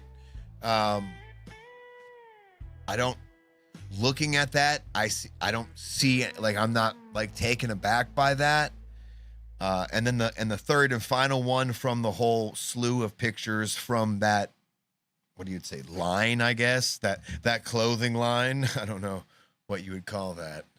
The Blacklight Reactive Kids racist clothing line. And then you got this one, right? That one doesn't look bad. Mind you, the second two are in the dark and you're seeing the black light going on. The second one is the picture. White kid. Judging off it, he looks like a white kid. I'm not sure. But he does have the white face. He does have the big smile on. You know, I guess, well, now that I look at his hands, I guess I'm sure, right? So when we go back to the original picture then. So the last three pictures are nothing of value to us. We look at them, and I feel like I can speak for all of us when I say I see nothing wrong with these last three pictures, right? Correct me if I'm wrong. You know, please do in the chat. J-Pot Lover says, I'm going to see if I can buy one. All right. Never heard of this kind of response on their tuck-friendly underwear. That's another thing where people are, you know, the black community is a little upset with them on this, is because they're saying, hey, we feel like this is the case. They're trying to point out a double standard here. And I don't, forgive me if I'm not understanding the double standard as well. Forgive me if I'm not explaining the double standard here as good as I understand it, or as good as I think I understand it. But they're, you know, I mean, just like in 2025 when they got rid of the gay, but this wasn't a racist. This is what I can't jive with it. Is like that comment just almost tried to made me go back and forth with, well, they did this with gay and transgender. What they're going to do with black? Well, no. I don't think this is a racist costume. I can't. But what I will give this costume, let me go back to the comparison real quick, if you don't mind. I feel like their issue was this. Their issue was like in the position they put him to stand. I mean, looking at this right here, just at this picture by itself, just like that, him standing next to the minstrel performer. See if I can zoom in a little bit on this. I mean, that is hard to argue, right? That is hard to argue. If you put a white guy in a white child in the spot of the black child, would it have the same effect? I'm not sure. It's a great question. I don't know if it would. We just saw the other pictures of other children in this kind of costume. So I'm not saying one can't feel a certain way about this. I just don't know if that was their intent. If anybody has a good opinion on this, I would love to know their opinion. I'm going to play a few reaction videos to what happened here. But mind you, I'm going to be playing the extremes. I'm going to be playing 2 videos where they're like, oh, this is fucking horrible. And I'm going to play another video where they're like, oh, this is fucking fine. So just keep that in mind if you have something to add before we can get to it. MAGA is a lie. MAGA is an invention of Zionism. Okay. Thank you, JP. Appreciate you. All right. Glad you got that out of your system. Let's see. Chris from Georgia says Mr. Bojangles. Okay. Fiesta says, find the minstrel shows of the 30s and the watermelon smiles, Josh. Come on, man. No, I'm not. Yeah, like you're getting me. Like, if he wasn't making like the stance that's close to that, would it be the same? Is all I'm asking, Fiesta, because we just went over the other 2, right? Like they're all the same type of like black light reflective costumes, right? Like they're all the same type of thing. Of course, you're going to look dark in a black light. If you want to argue with me that that pose specifically is what is the problem, I think I can go with that, like just like that. But I see, like, isn't that like a normal guy, like on a crosswalk, cross now, and he does this? Like, it doesn't. I don't know, man. Just I don't know. Veritas says, shout out to Eli. Yes, indeed. YouTube.com/@ProgressivePatriot. You can find him there, Veritas. Indeed, you can. Shout out to Eli. Appreciate you, bro. J. Paul Ever says, MAGA seems soft to me. I lean white nationalism. What the fuck? Really? That's wild, man. Zionists are the most racist and classist people in the entire world. Okie dokie. It seems like we got a white supremacist and a someone else in the chat. But seriously, one in the chat, does that look the same? Do you guys think that this kid was made to do this same type of pose? Would this be as much of a hullabaloo if the same kid in this costume was a white kid? Veritas says, no, what the fuck? Only sensible opinion. I'm just asking, man. I'm just asking. It's causing people to freak out. Here is a reaction. Here's one reaction. Like I said, I got two reactions for you. Tar J really rubbed people the wrong way. Photo on there. And to be fair, they are only focusing on that one photo, so I don't know. Again, that's why I do go to, like, is it the pose specifically? Like, would it be as shitty if it was a white kid doing that pose with a white face? I'm honestly asking in a legit way. Target, the company that was already canceled by Black, I want to know. Decided to post this Halloween. So he says Target, the company that was already canceled by black people. Call from Feisty Fiesta. Shout out to Shamrock.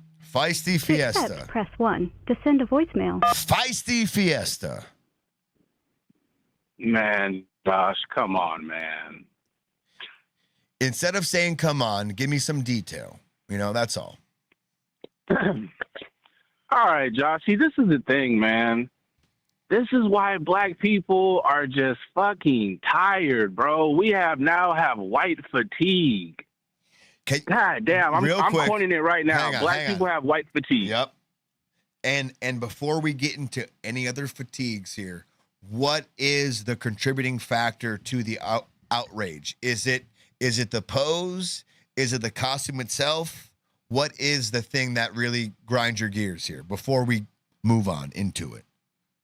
It's the white denial. It's the white denial, bro. It's Fiesta. Damn, you guys are not constantly being offended. Like when that thing happened with the at the Olympics or whatever, the Super Bowl with the when they did the gay what is that, Last Supper? It's like you guys was in an uproar because you finally got offended. Like, man, but we're constantly getting offended on every level, at every turn from everybody, and then it's just that offended you? Oh, I'm sorry, I didn't know that. It's this like, one get the offensive? fuck out of here, bro. Like, this is the only way I can do this. Like, just to make it make sense right now. Is this one offensive? Like, what is offensive? Like, taking emotion out of it. If you could just give us detail. Him doing that crosswalk shit, that's the old minstrel show shit. It's the pose, right? That's the old minstrel show. Huh? It's the pose, right? It's the pose. No, it's the pose. It's the smile. It's the outfit. It's the dark face. Okay, but it's all that. Dude, all the creepy. So is this guy on the screen right now? Is that smile racist? They all the creepy clowns have the big fucking crazy creepy smile. Is that smile racist? Let me see, man. I can... It's on the screen. Just I don't know if you're full. Yeah. It's that's the goddamn racist. outfit. And then when you glow it in the dark, You don't even notice it's the African American national flag or whatever. The you don't see the stars and the stripes, and those are the colors: black, green, and orange and red. We're talking about the white guy on screen right now. We talk about the white guy like full up right now that I have on screen. We're talking about this guy. Oh, this white guy looking like Hawk from wrestling? No. Yeah, there you go. Okay. So you are looking. Okay, but hang on. Yeah, I'm looking at it now. I just want to detail something real quick. I'm not trying to cut you up, but because you said the big smile, he has the same big smile. These are the same costumes. No, Josh. See, you're trying to compare something that's not there. See, this is the out. This is the out for the racist. See, what about this one? This is clearly a white child with a goddamn regular that's not what I'm pumpkin saying. type outfit, bro. That's Fiesta. cool. He's looking like some kind of demon. That's his culture. He looks like who he is. Cool. When you go to the other shit, bro, with the big watermelon smile, and you're trying to say that's a monster mouth, they have the same you're talking smile. Shit. No. I'm not talking shit because I'm not saying you. I'm not saying you. I'm saying Target. I know. But I'm saying, I feel like both costumes have the same smile. They have right now. They don't. No, they don't. This motherfucker has a regular smile on his face. He doesn't have a smile on his outfit that has the shit looking like it's 12 fucking feet of smile. Bro, that's not a regular. I don't know if we're looking at the same image. His smile goes from ear to ear. But like the white kid that looks like Hawk, I'm zoomed in on it. It goes from. Oh, that's not the same as being on the. Come on, man. I know. Why are you doing this? I'm Josh? not. Well, it's called a comparison. I'm comparing. It's not a comparison because the other kid didn't have makeup on his mouth. He had a whole fucking costume that made his mouth look 3 times as large. Regardless if it's makeup or it's thing that you're putting. Regardless. No, it is. It is what I'm saying. Yes. Okay. If you let me finish. Why isn't the white kid with a big exaggerated mouth then? Why doesn't the white kid have an exaggerated mouth? He does. That's what I'm trying to tell you. If you let me finish. No, he doesn't. He has fucking makeup on. He has makeup on, bro. It's not a big ass fucking costume that goes back to some shit from the 30s. What you're not understanding right now, no, bro. I'm not. No, I'm not. I'm actually being totally genuine. The smile is the same size. The only difference. It's not this. It's the same size as the fucking costume, Josh. The smile is the same size in the black kid costume that it is in the white kid costume. It stretches from ear to ear. Yes, it is. The only difference is the costume the black kid has on. It looks like the smile is built into his costume, whereas the white kid, it does look like as if it's painted on him.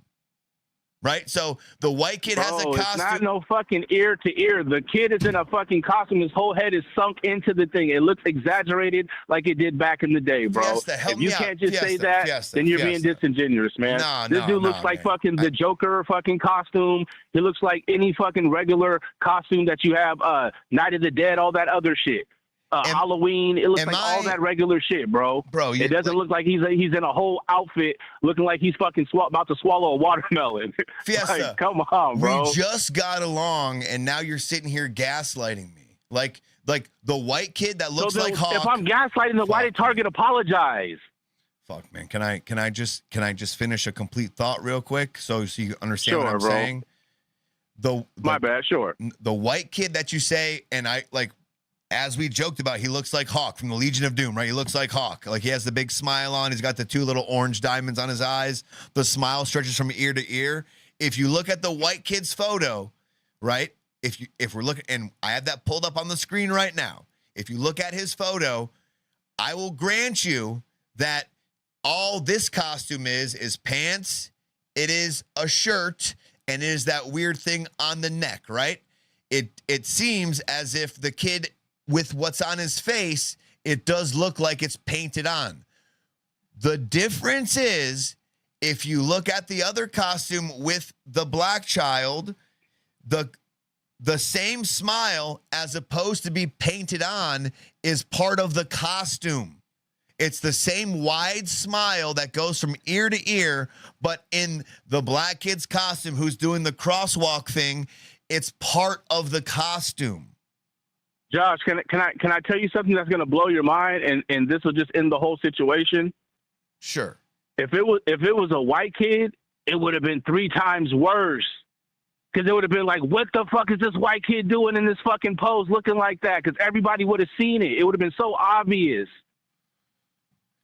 So the fact that you're trying to do this is like, bro, cut it out. The white kid could have did that pose. I'm not trying to do, like, this is what, like, I wish we could have a conversation instead of you. Would it have been okay if the white kid did the pose? Do you think that would have went over well? The white kid, this is all I'm trying to get to the bottom of is this exactly what you're trying to ask.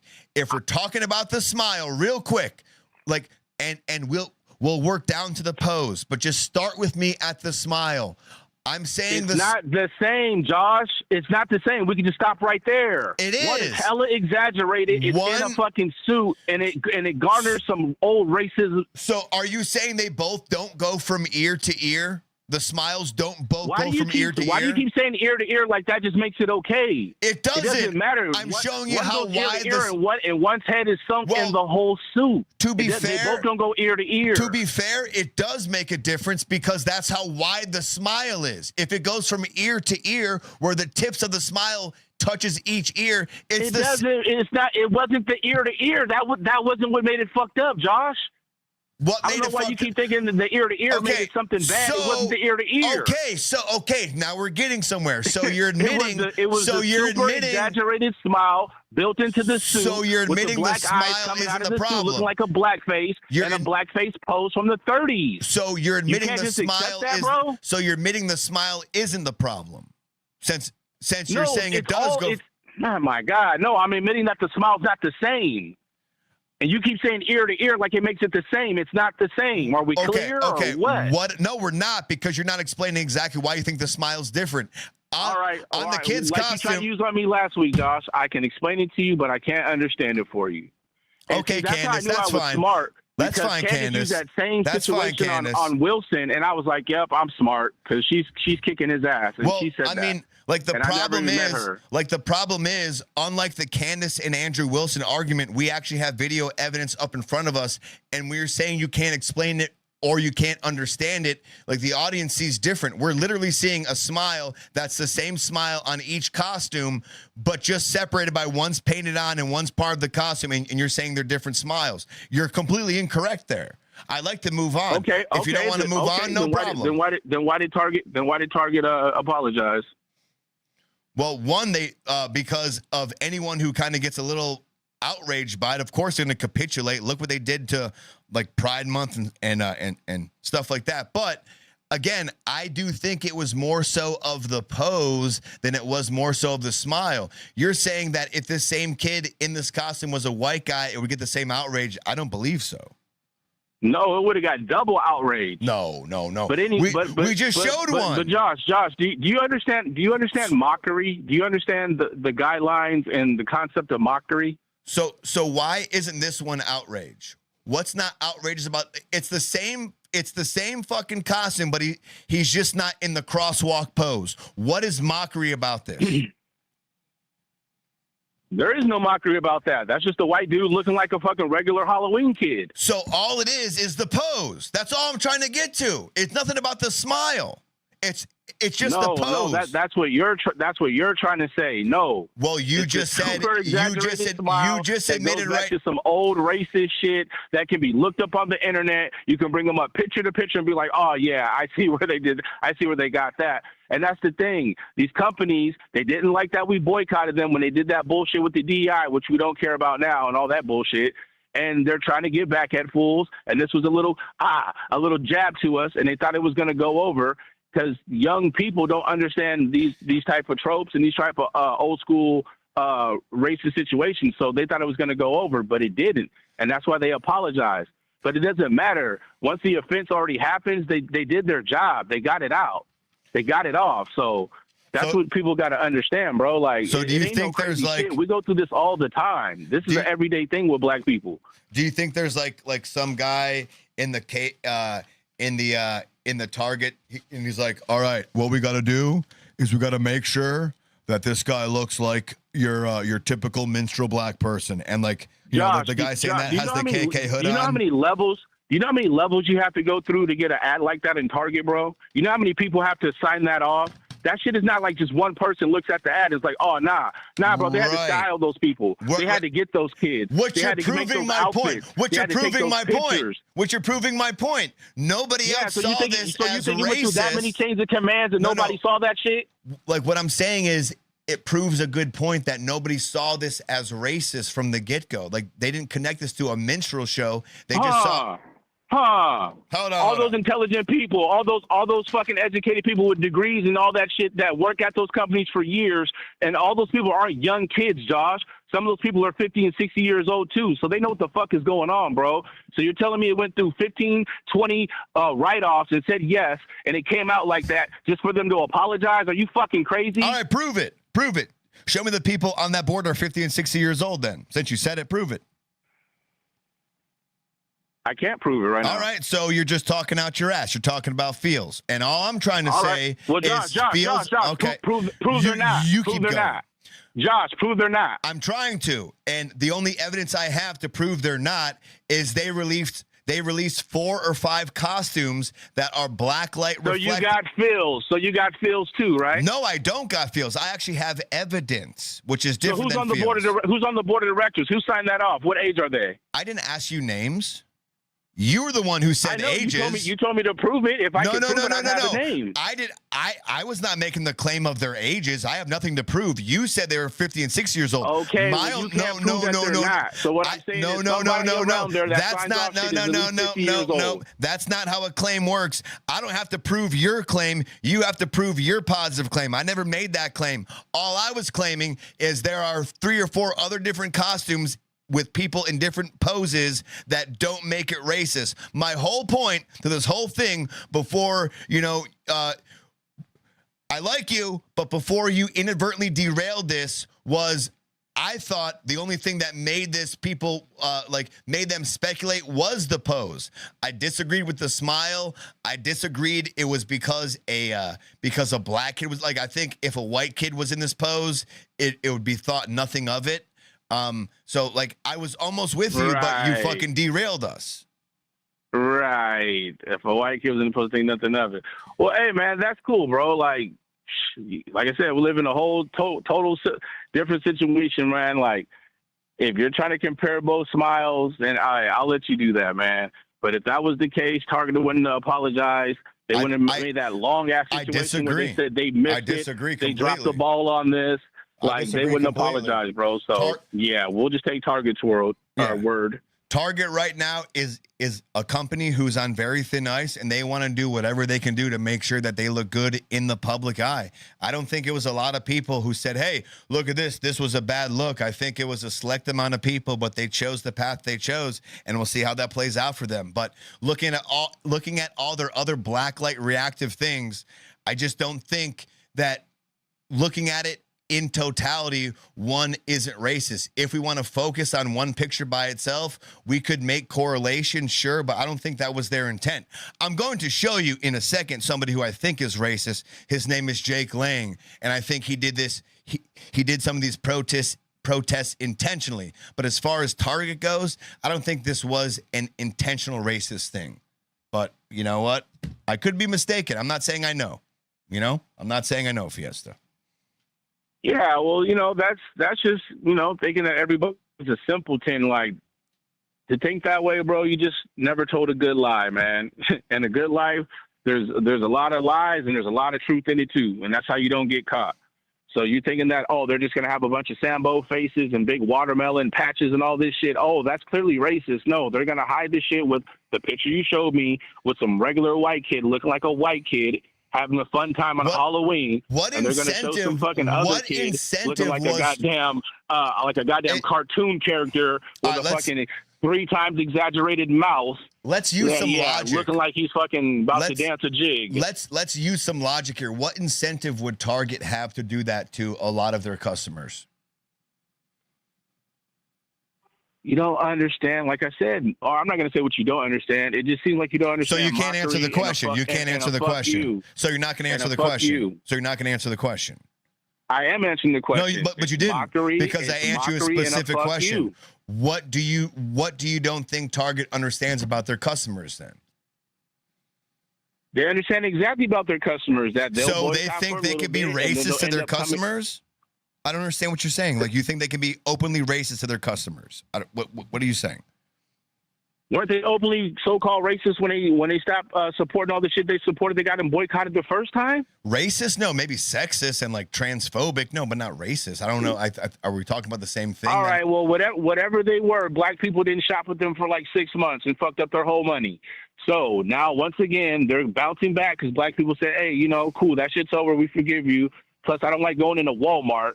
So, hey, they ran up and back into Target, and they're just like, "Yeah, you motherfuckers are back, and we got a little jab to you for fucking around and fucking up our money. And here's the fuck you and the whoop. Oh, okay, you guys caught that? Cool. Oh, my bad. We'll back up for a little bit because we know you'll be back because you really don't have nowhere else to go." So it's very simple, bro. I don't understand, like, all these companies every year after year after year do some weird-ass racist shit that they got to apologize for. You think they give a fuck? Do they go under? Do they, like, lose their whole stocks and bonds? No, nothing happens. People just get outraged, and then they go back to messing with them after a couple of months. But it's just to get their point across, bro. This is how we feel. You guys ain't going to do shit about it. All right. Well, what I'm going to do right now is I'm going to play a few. Like, we got your reaction. I got maybe 1 or 2 reaction videos to play, and then I'm going to play Tatum's reaction, and then we're going to move on from this. So. All right, Josh. Well, I appreciate it, man. I'll Yes, sir. check out the show, man. All right, Fiesta. Later, man. All right. Doesn't matter. Like, every now and again, Fiesta and I, like, we agree, and then something is just going to get us caught off, and we're just going to butt heads again. But the cool thing about everyone who watches this show is no matter what, we're like, yeah, fuck you, but I'll hear you out again. You know what I mean? Like, that's what's good. So just, you know, when people disagree, it's not always a bad thing, like a lot of people think. So don't look at it like that. Please don't. Let's play a few of these reaction videos to what Target did.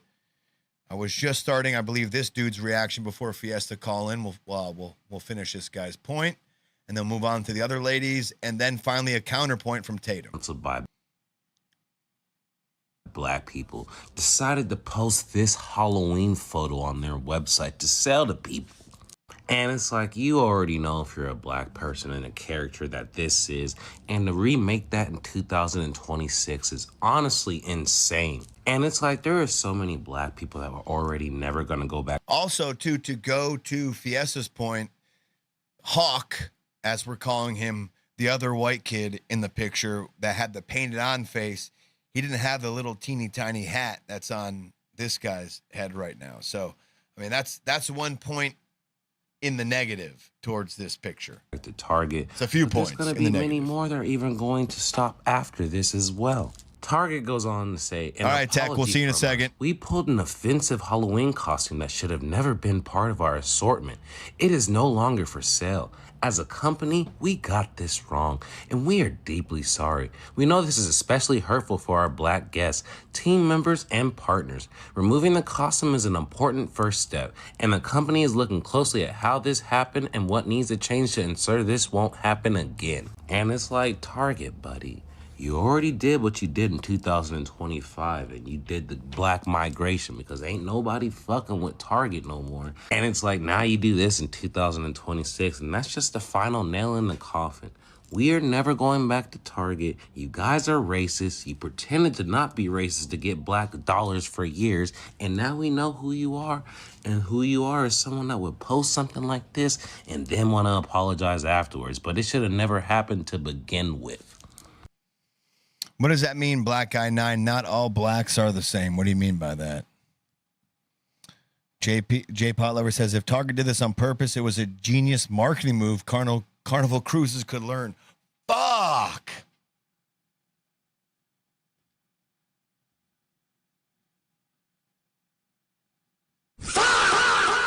There it is. There it is. Son of a bitch. All right, one more of these. From that side of things, there we go. Damn y'all, Target won't let up. What is with this racist ass costume? So one more gal. She's pissed too. I'm almost more afraid of her than I am him. Is this Target? What the fuck is this? Well, why is it so big? There we go. Target, what the fuck is this? What the fuck is this? Why are y'all selling this racist ass costume? And then y'all got a black kid in this fucking costume, knowing damn well that it's blackface. Y'all got this black kid posing like some Jim Crow, minstrel, blackface type of shit from back in the day. Look at what it really looks like. This is what this looks like. It looks like blackface and minstrel. This look like Jim Crow shit. Y'all love playing in our fucking face. Fuck you, Target, for this bullshit. This is so fucking racist. Why the fuck would y'all even put this on y'all fucking website? You knew. I don't think this was intentional. I really don't. I know a lot of people want to see it like that. I know Fiesta wants to see it like that. I just do not feel this is Shamrock says breaking Michael Wright. Michael Wright, actor, has died, known for the role in Oz. Oh shit. What? Why you gotta bring that up right now? What?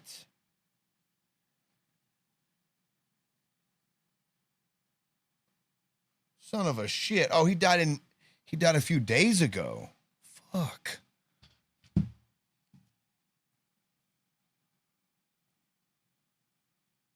Where did her Target, what the fuck is this looks like? It looks like blackface and minstrel.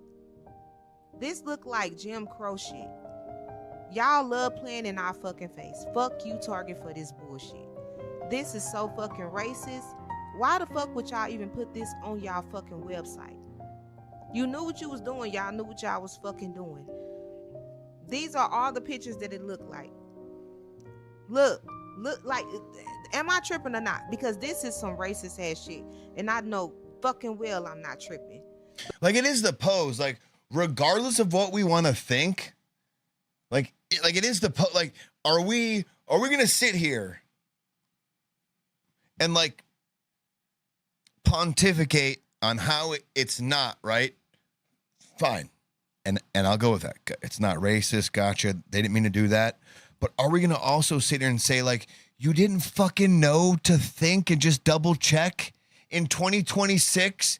Can't we be a little better, like, put together in how we do our things? Like, it's a big oversight, and it's the biggest oversight, you could make as far as making it seem like a racist thing. Like, of all the oversights to do, the one where you don't not implicate racism, you fucked up, right? It's the pose. It's the fucking pose. Yes, exactly, J-Pot. It's the pose. Shamrock says, yeah, I get why people are upset about the costume, but I don't think that was I don't think that was the intention either, and I agree with you, and I will keep agreeing with you. But again, in 2026, why give that even any type of energy? Just don't do it. Just double check, triple check. Listen, just me, Memphis, gotcha. Gotcha. You don't care? No problem. Heard. But at least some people have to care to make sure stupid, silly shit like this doesn't happen, to where we keep dividing the cultures for stupid reasons, At least we can go back to, like, real reasons when, like, you have, like, racist cops and shit like that. Like, don't go to, like, fake racism to divide us. Let's let real racism divide us. Like, let's let real racism do the work, not this fake bullshit. Just seems disingenuous. Here's Tatum's thoughts on it all. Officer Tatum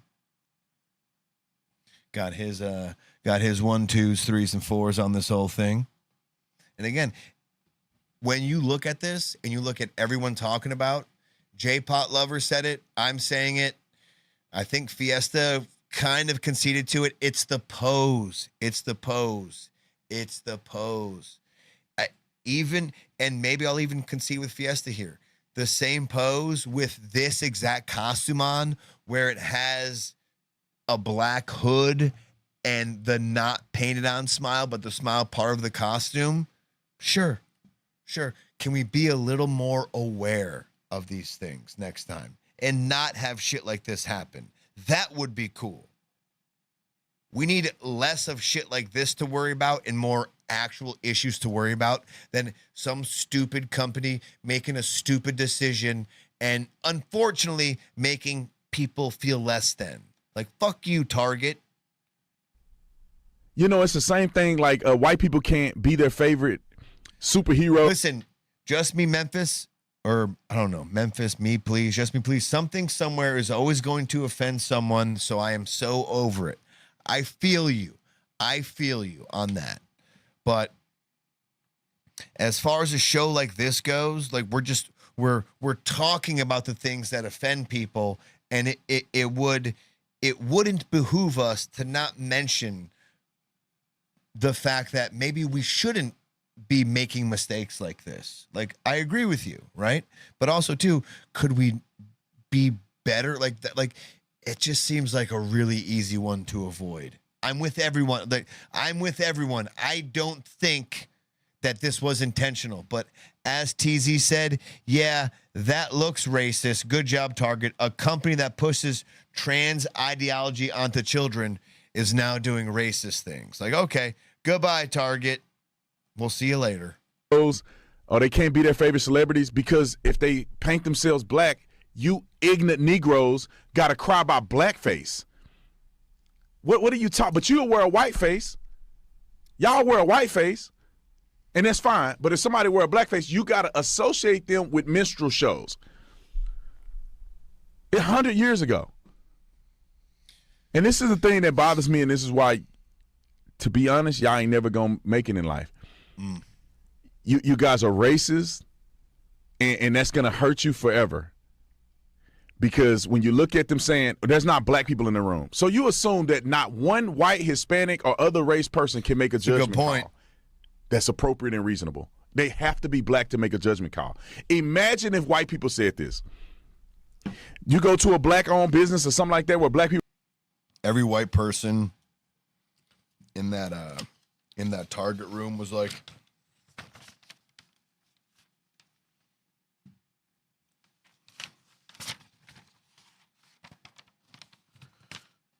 I can't make it come to a point.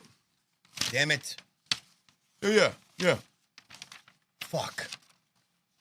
God damn it. All right, it's fucked up. Yeah, I don't see a problem. What's the big deal? White power. Well, I don't understand what the deal is. White power. Yeah, it's just a costume. Yeah. White power. Run and go. It's not enough white people in the room. Because black people ain't capable of making a fair decision, so we need more white people in the room to make decisions for white people. It won't fly.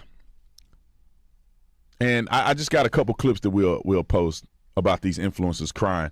But you Negroes ain't crying about Jesus Christ. The young black people getting killed in the middle of the street.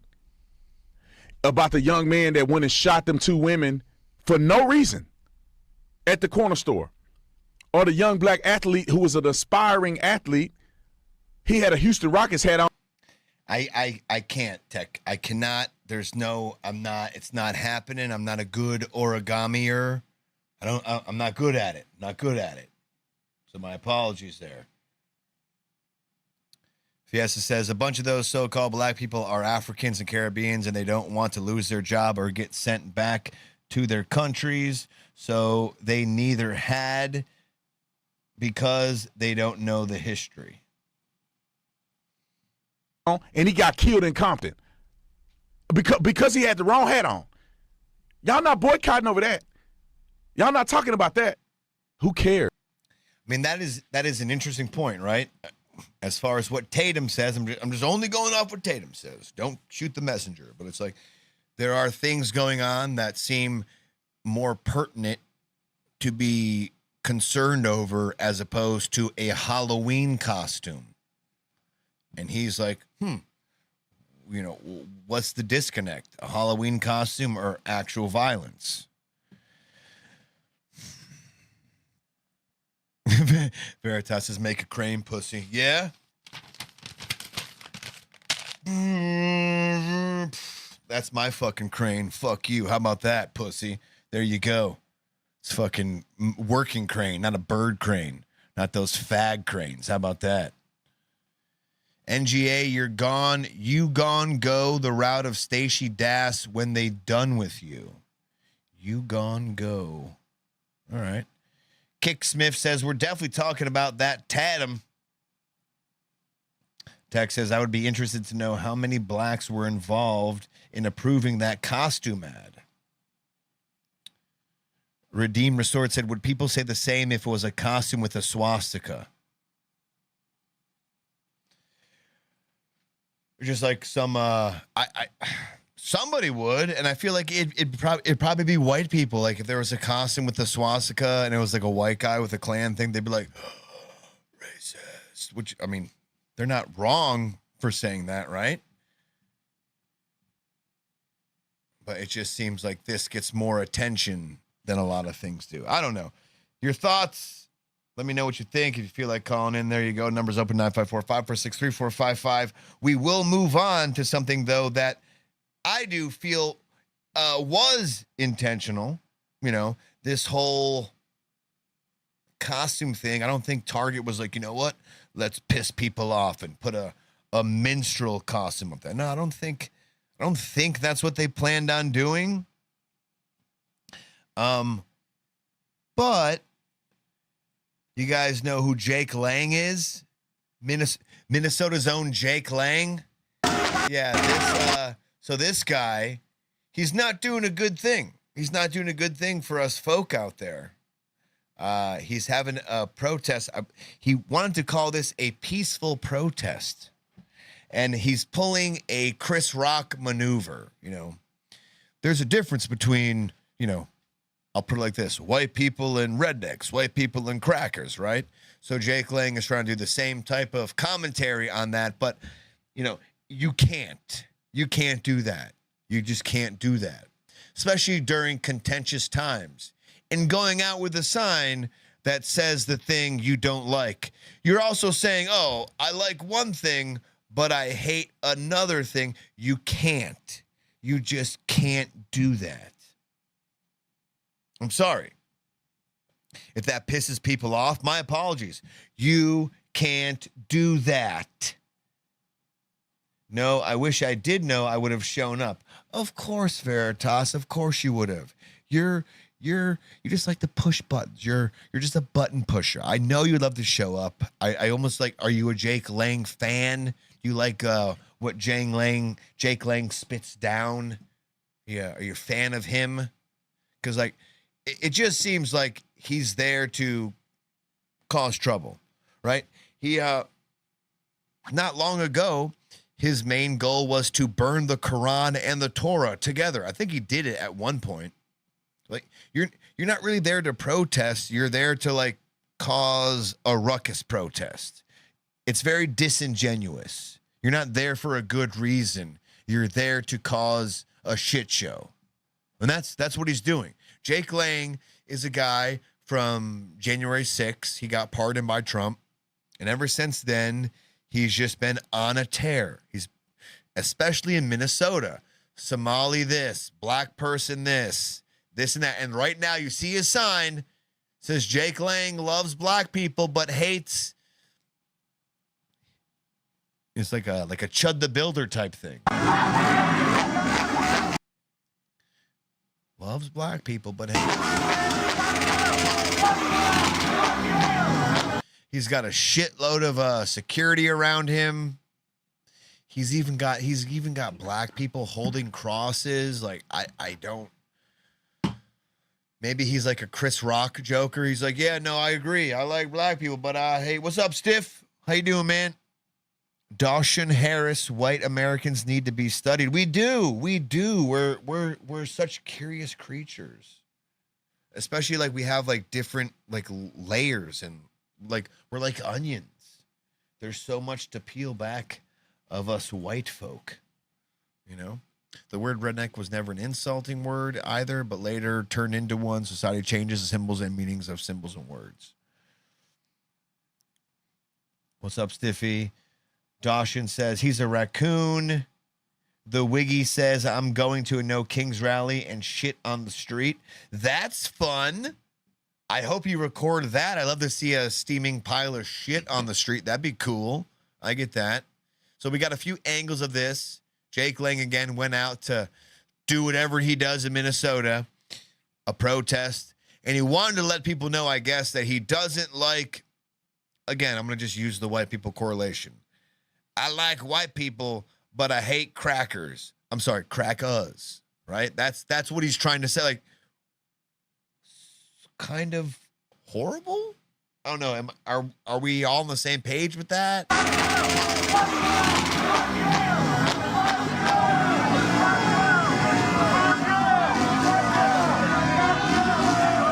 But in all of this madness, an unlikely but likely superhero comes to save the day.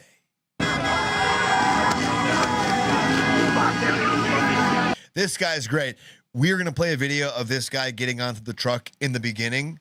Just remember him. It's going to, as is a riot, as is a protest. We're going to be all over the place. We're going to be exploring this whole protest and riot.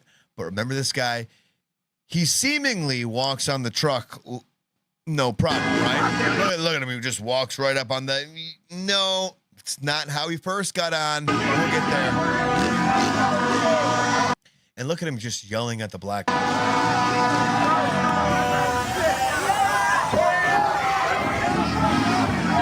There comes the bear mace. So check this out. Like, we don't get any inclination of what's going to happen here, but all of a sudden, a Spider-Man out of nowhere, a Superman punches Jake Lang. Jake Lang is the guy holding the N-word sign. Superman punches Jake Lang, and then the guy who initially got on the car, you unfortunately see him fall down. He takes a tumble. He does take a tumble. And there he goes. Oh, he's gone. He's gone. Spider-Man is punching Jake Lang. Bear mace is activated. The party's really kicking off right now. As is a smart camera guy, you're going to back away from bear mace. Doesn't feel good. Jake Lang trying to recompose himself. Of course, bringing up back his horrible sign.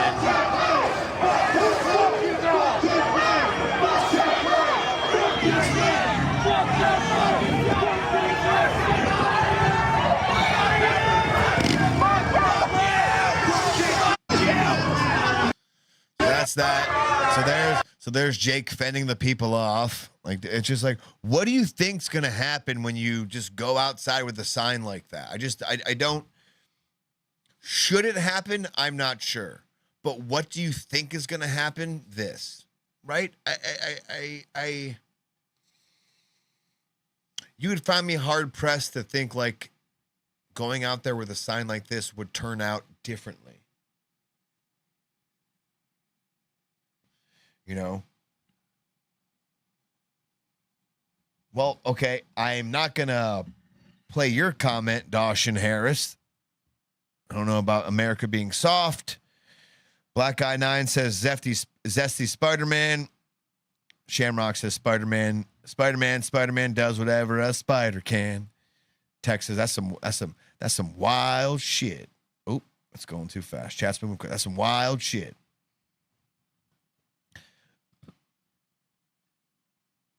Thank you, Shamrock. I appreciate you. Dash, we know we can't say that word on YouTube. That's why we say ninjas. Mike says, no, it shouldn't happen. J-Pot says the sign wasn't that bad. Muslims do not belong in the Western countries. Veritas says violent extremists will probably attack you. Then you'll be seen as the problem and not their lack of emotional control. Very true. Yeah, okay. And Brondo has electrolytes. Mountain Dew's delicious. Feed us. All right, a little more. So there's two more angles of the Jake Lang thing. So this one is about 10 to 15 feet away. I think it gives a better overview of what's going on. Why does it keep pulling up on this side of my monitor? Go over here, fucker. There we go. You'll see the bear mace a little better. You'll see the Spider-Man punch a little better. And you will see, well, unfortunately, the sign a little better.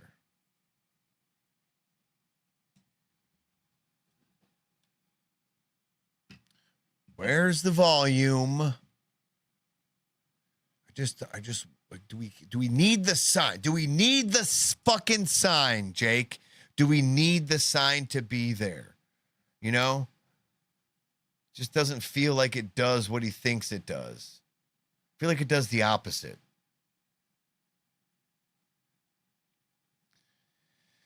Feel like it does the opposite, Jake. Just a fucking piece of shit.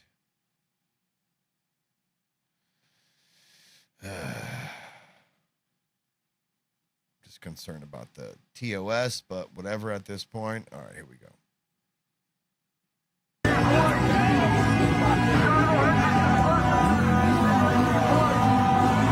So there's a guy on the top, and wait till Spider-Man comes. There's the bear mace. There's Spider-Man.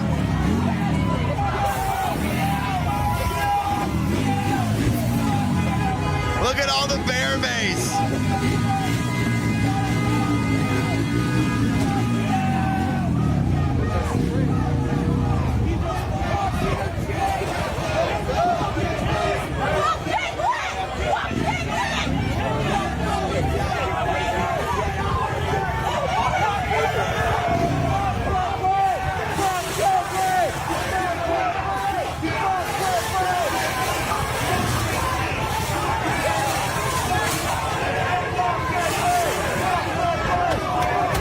So notice the vehicle keeps pressing forward. Notice the police cleared the barricades off the sidewalk.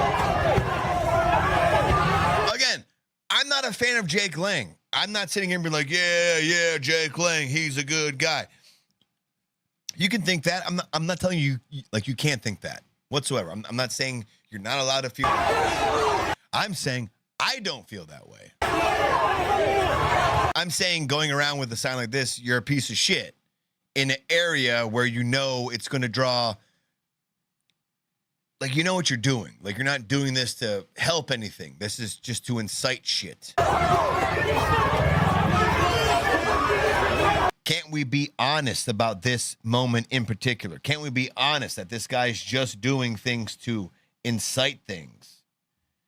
Mike Quantman says, but regardless, he's right. Fuck.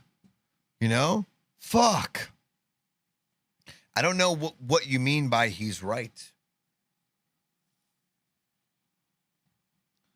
Black Guy 9 says, folk liberals. Folk 'em, man. Mike Quantum says, right. How come you can't say black power, but you can say white power? Listen, in something like that, I kind of agree, right? Like, as far like people are allowed to be nationalists of their country, like Argentina, Spain, Mexico, this, but the second you're pro-America, that means you're a racist nationalist. So I kind of get that a little bit. I agree with you there a little bit. Let's keep going.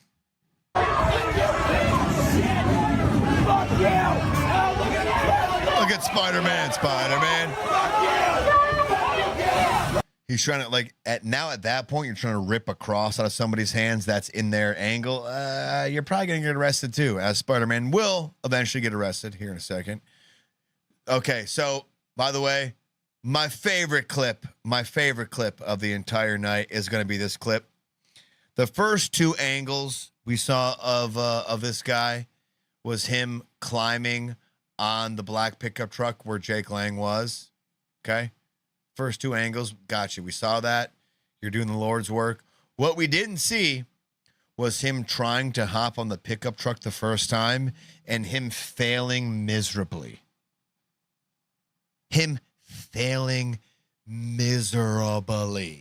Like, this is your moment, this is your time to shine, and you hop up and you just like, I'm on. Oh shit. Okay.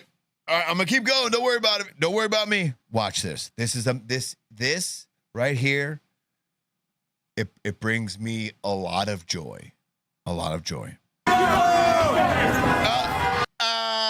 You piece of shit. I love that. I love that so much. One more time. He thought he was Jackie Chan. He thought he was the Spider-Man, when in actuality he was the heavier man. I don't know, not the lighter. Fuck you. He sucks. How about that? How about that? Spider-Man. Took him a second. He got out there and like now he's cursing at the black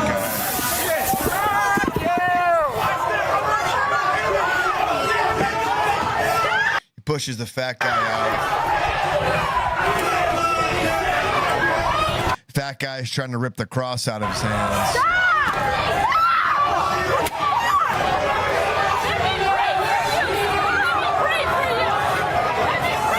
Who is this guy? Like, who is the black guy in BDUs? He looks like he got knocked out, and he's just like, oh.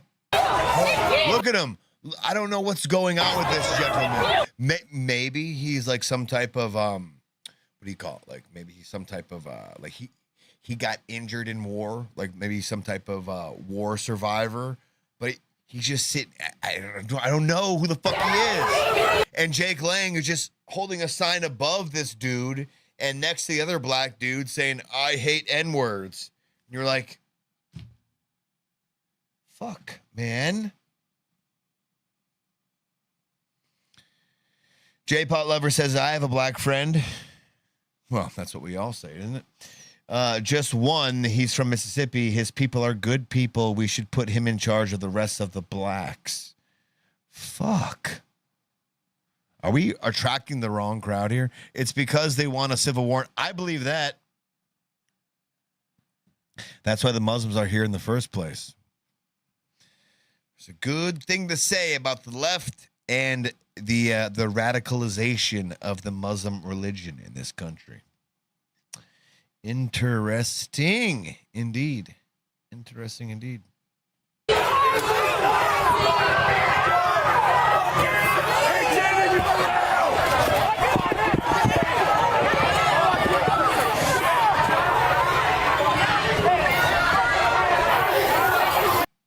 Like, imagine shooting silly string at somebody.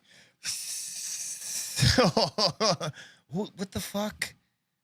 Can you get like a real tactic and not silly string, please? I mean,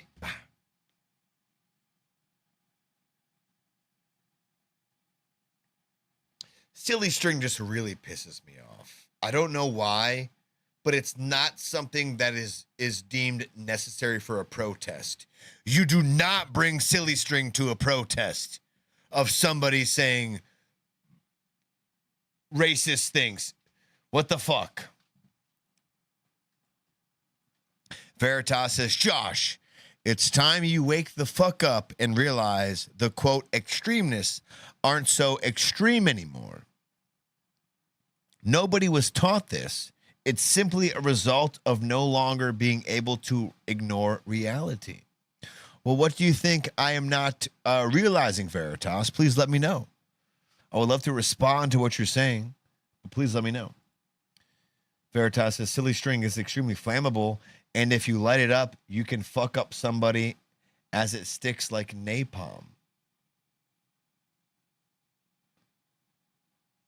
Fuck, man. Bug Smiler says white nationalists are Nazis. Can I ask you, Bug Smiler, is there anybody in the world who can be pro their race and not a Nazi? Like, is there ever a time, Bug Smiler, when somebody who is white is proud to be what? Just like you can be proud to be black, you can be proud to be Mexican, like that. Can you be proud to be white and not be a Nazi? I would love to know. Let me know. Bug Smilner 7783. Let me know. You know what? This is a question for everyone. Can you be proud to be your race and not be racist? Is this possible? More specifically towards white people. Are you allowed to be proud to be white, but also not be racist? Is this a thing? Can this thing happen? I know all us white people are shaking our boots right now in the chat, like, I don't know if we can answer this question. I don't fucking know, man.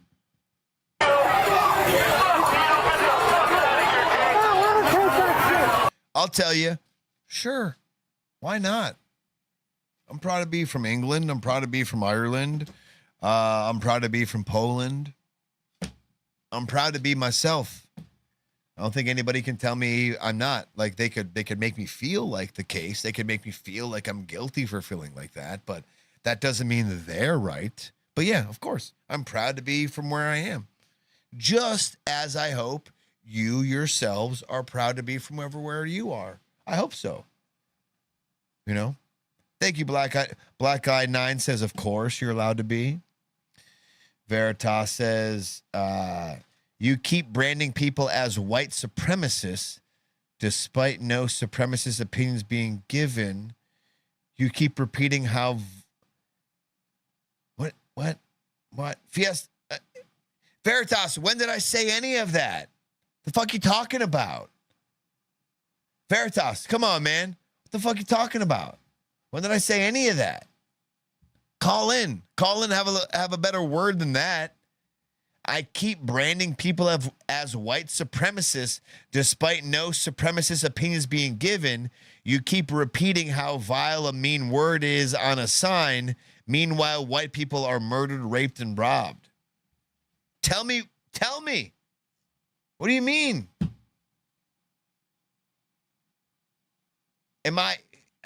Can people help me out here? Like this Veritas got me incorrect. Veritas, call in. Something, man. I don't know what that fucking means. Call in. I won't put your number anywhere. I addressed some of it earlier. Don't act like I'm making shit up. I'm not acting like you're making shit up. What I'm trying to act like is I don't know why you're trying to correlate that to me. That's what I'm trying to figure out, Veritas. Mike Quatman says feminist, nationalist, communist, Marxist, fascist. That is a mouthful. All created by the Jews. By Jews. Well, we got somebody in here who does not like Jewish people. That's for sure. Veritas says, do you understand what a white supremacist is? Do you? Yes, I feel like I do, Veritas. Can't you just call in? We don't got to do this over text. Is that big of a deal? You can't call in? J-Pot Lover says, all Jews are behind all division. Fuck, man.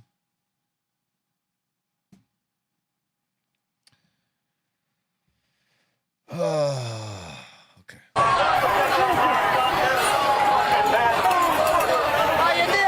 I'm not mad at the comment. Like, literally, like, I just tell me why, though. That's all. Cool. I'm glad you feel that way. Tell me why, Veritas. Tell me why, J-Pot Lover. The phone is there. 954-546-3455. Your number's not going to be displayed. Just it's difficult to have this type of conversation over text. Shamrock says, Josh, where's my song? Blame it on the Jews. Blame it on the Jews. Yeah.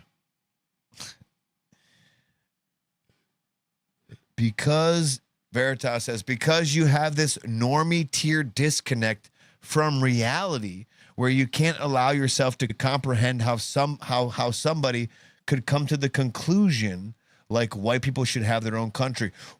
When did I ever say that? I feel like you're the one coming to that conclusion. Tell me where you came to that conclusion off of what I said.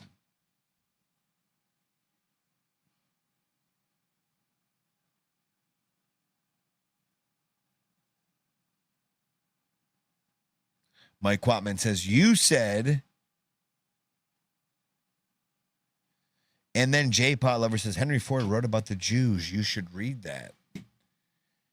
I like how J-Pot, Mike, tell me, link me. Give me one good thing Henry said, J-Pot. Tell me what I said, Mike Veritas. What is normal? Like, come on, just be a little more. Listen, not going to ban anybody, not here to piss anybody off. Just be more descriptive than just these vague comments. I'm sitting here taking the time to respond to you, yet I feel almost disrespected by not being given back the full context to really understand and to respond to what you're saying.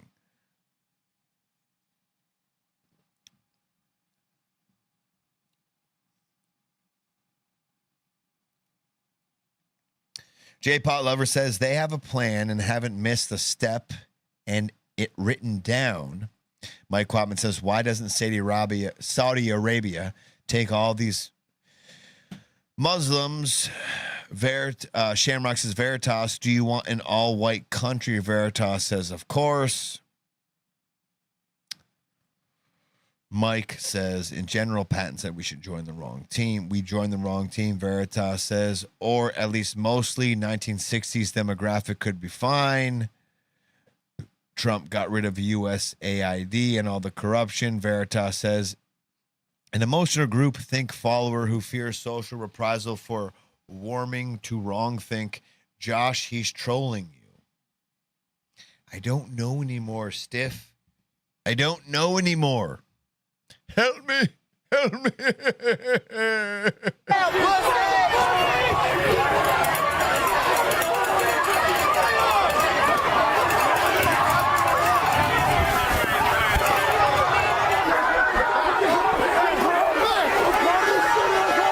Look at Spider-Man getting frisky with the cops. That's why he got arrested.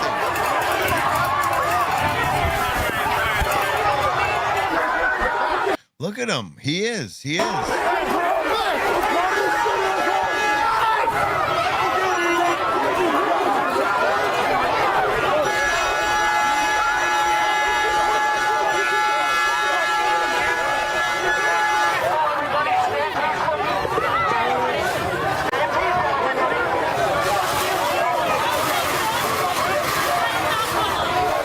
I would love to know, too. Do you guys think these people are protesting Jake Lang? Or do you think they're protesting because he said a naughty word? What do you think is going on here?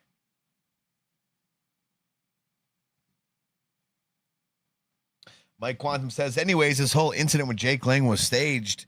I don't think it was. I really don't think it was. Unless you think Jake Lang was in on it. You think Jake Lang was in on it? Travis Murphy says, oh yeah, more January 6th. Oh yeah. Naughty.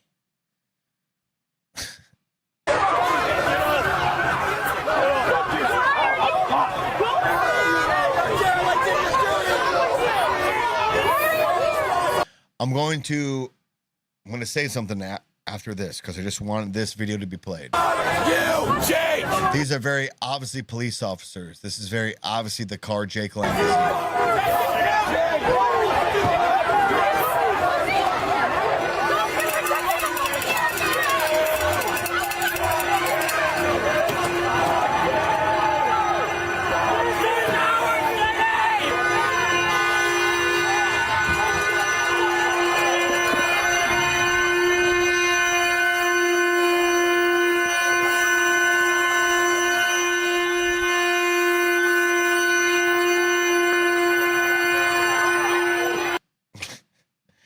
Fucking A, J-Pot.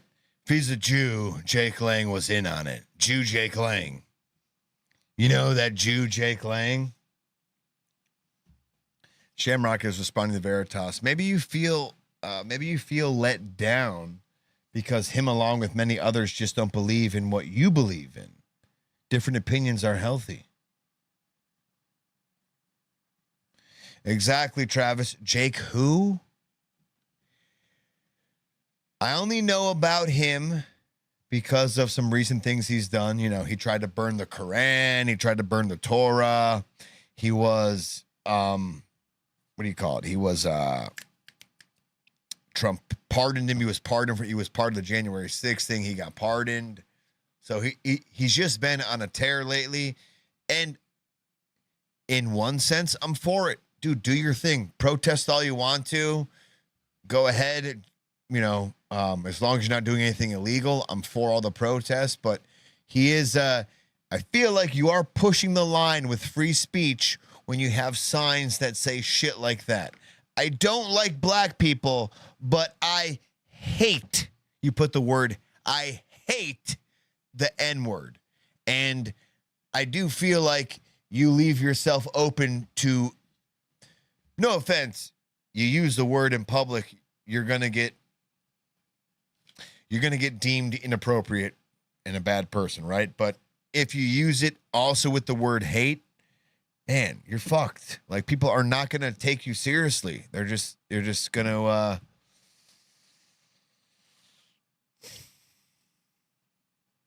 Black Guy 9 says, I love America, us. I don't know what that means.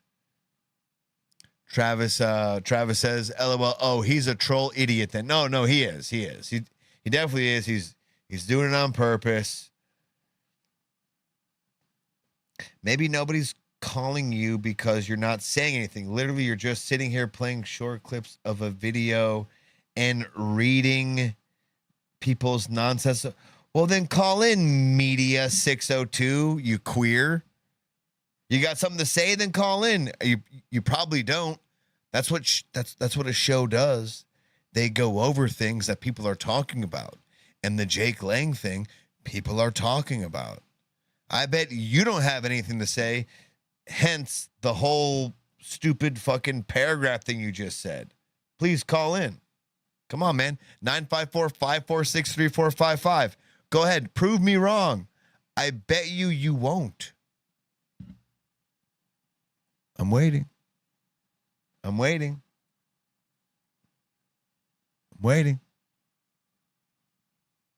Come on, everybody now.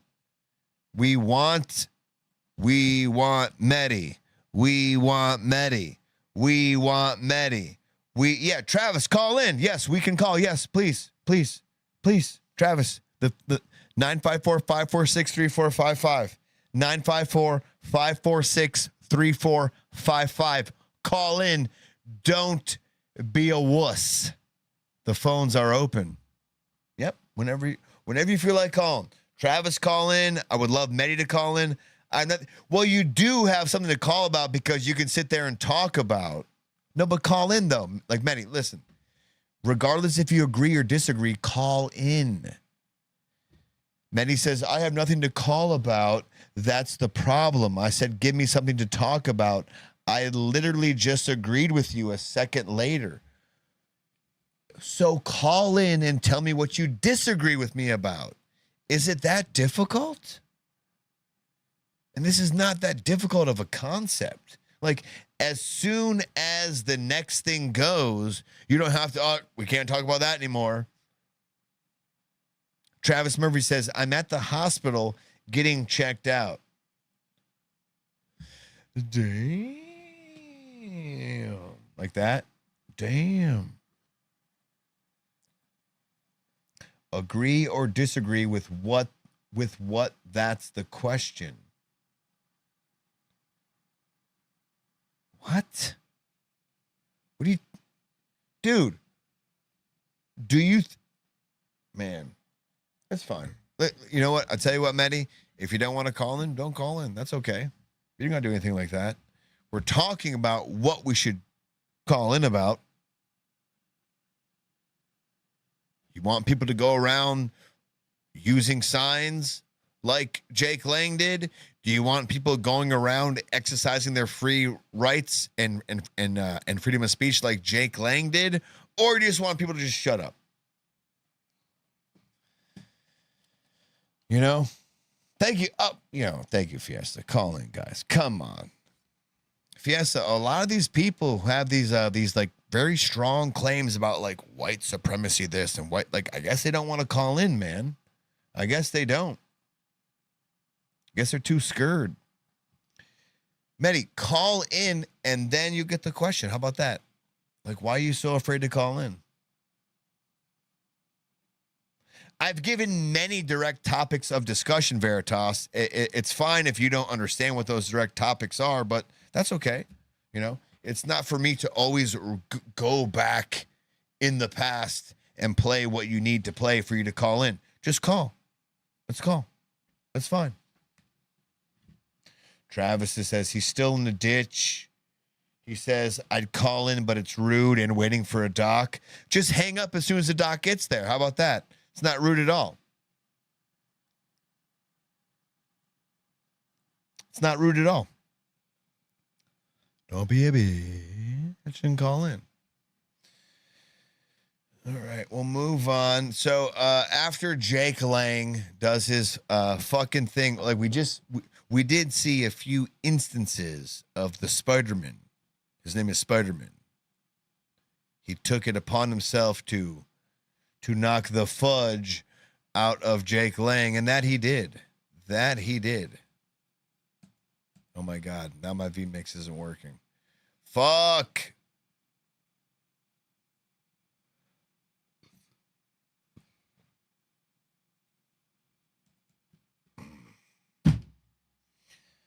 Oh shit.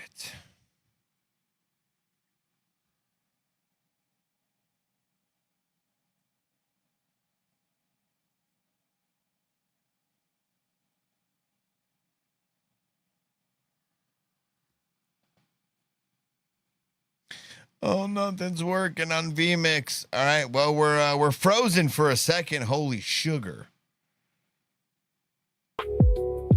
Let's see if I can make this go a little better. Can't get the text off the screen. That's cool. There it is. All right, we got that one off. Oh, wow. Phew.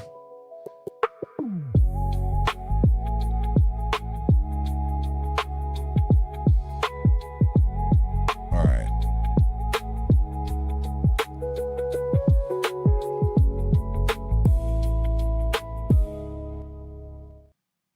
Thank you for enjoying the waiting music.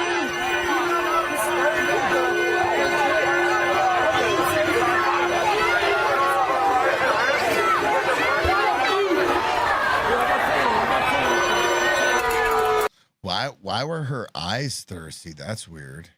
Usually just my mouth is thirsty. Usually my mouth is thirsty, not my eyes.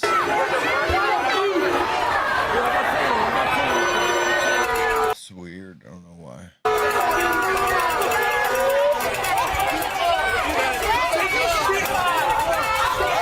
Ha ha, you fucking idiot.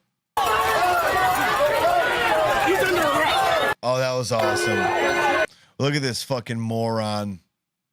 God damn this fucking video. This is what he looks like. Of course it fucked up. Hang on, here we go.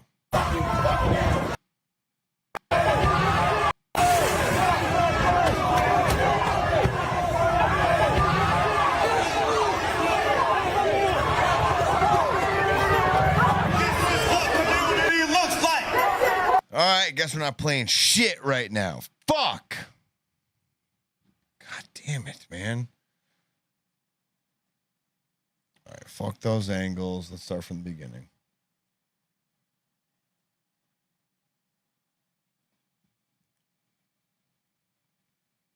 You're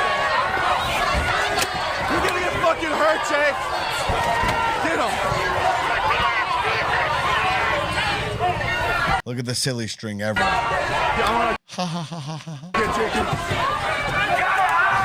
I love how everyone keeps trying to pull him down.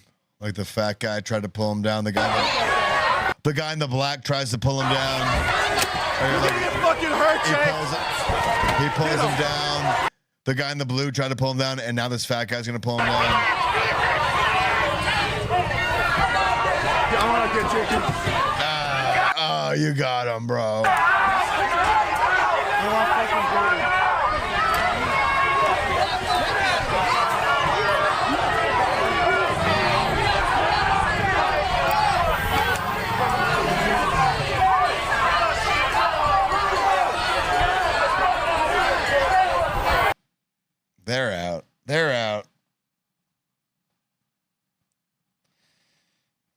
Let's pull him down. Spider-Man, the hero, different angle of Spider-Man. Yeah, the great Spider-Man punch angle. Let's play this one. This is what I think when I started to play before it got cut off. God damn, it's doing it again. Fuck yeah. Fuck yeah. Fuck you.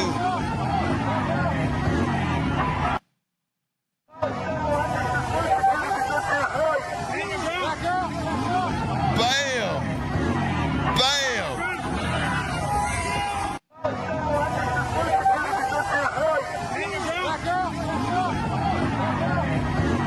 Bam. Spider-Man kicking ass there.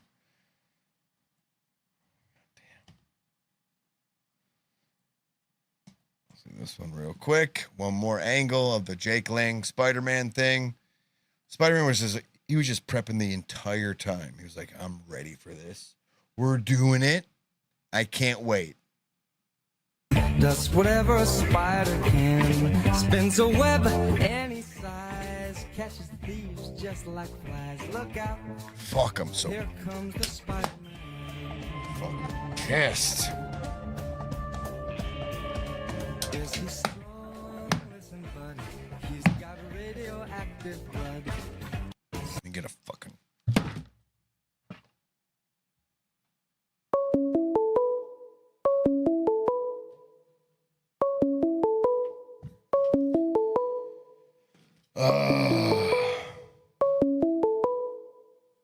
Shamrock. Call from Shamrock. Hey, Shamrock. 1 second. Hey. I'm going to go grab a Coke. I don't know if you just saw me freak out, but I just smacked No. two things. Give me 1 second. I'm going to go grab one Coca-Cola. Don't just 10 seconds. Don't worry about it. You're going to say a word. Give me 10 seconds.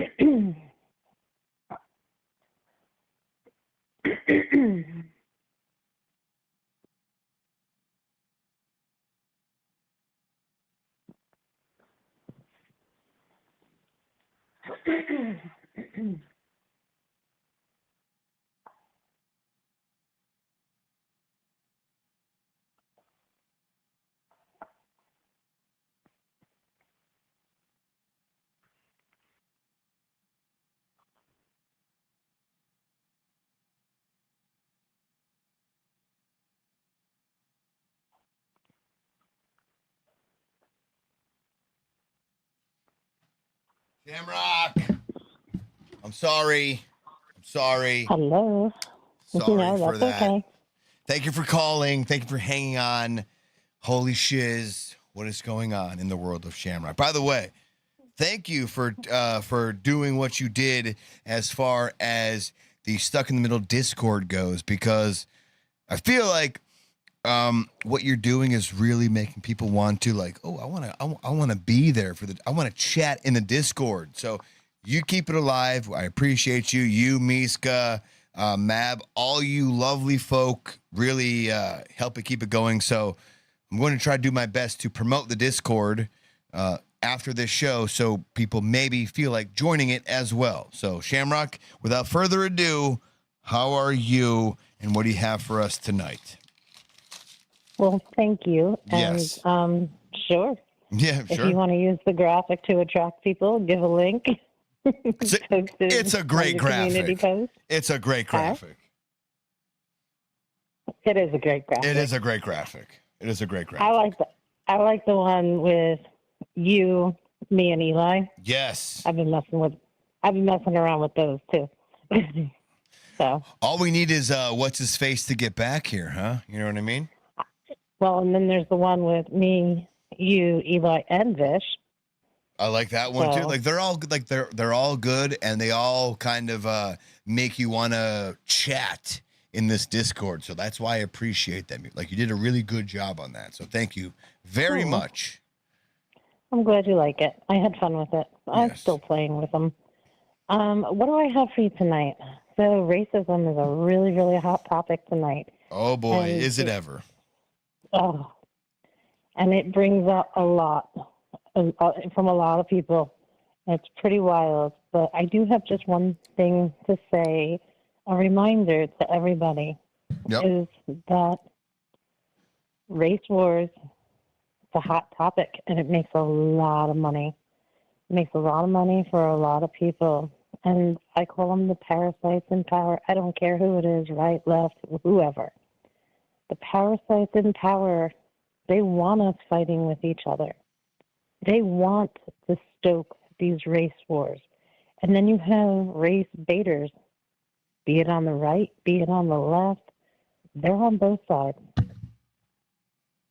And they stoke these flames because the parasites in power want to keep us fighting with each other, because if we're fighting with each other, we can't unite on anything to fight the evils and the bad things that they do.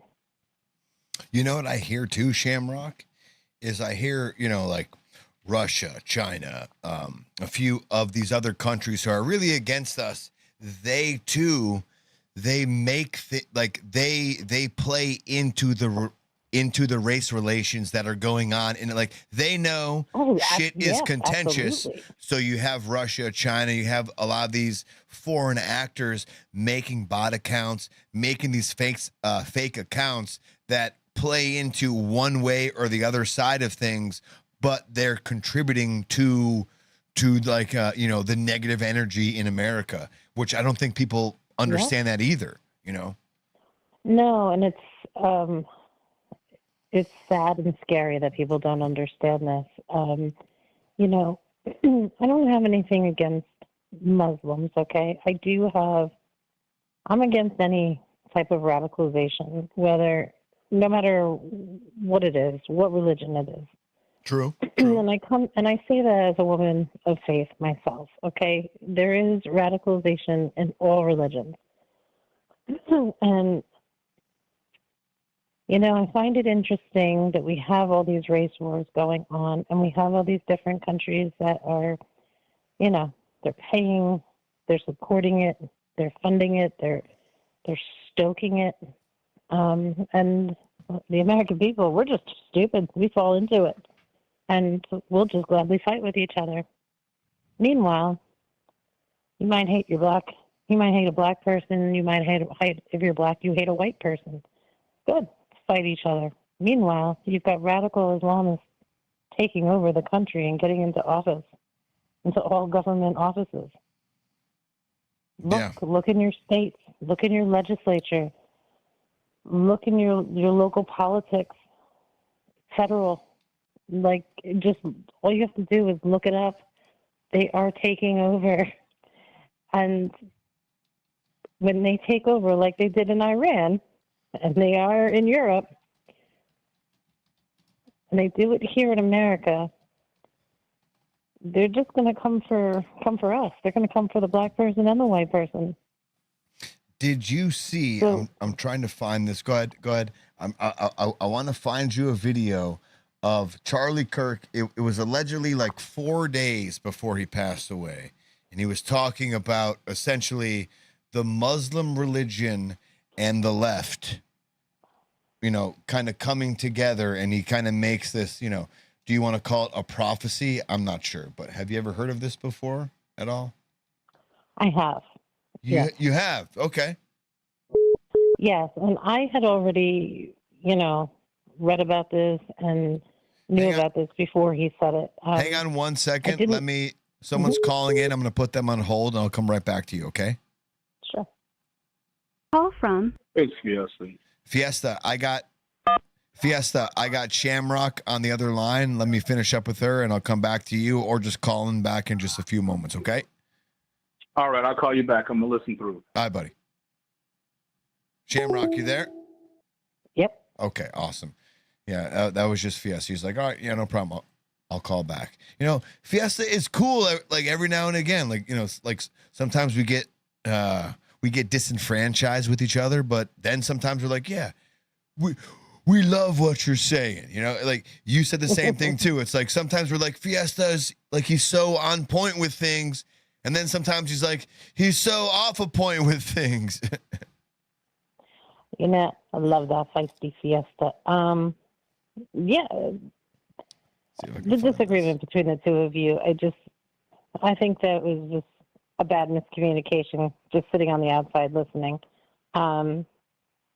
I got your point, and I understood his point, but I don't think it was connecting with the two of you, but I got it.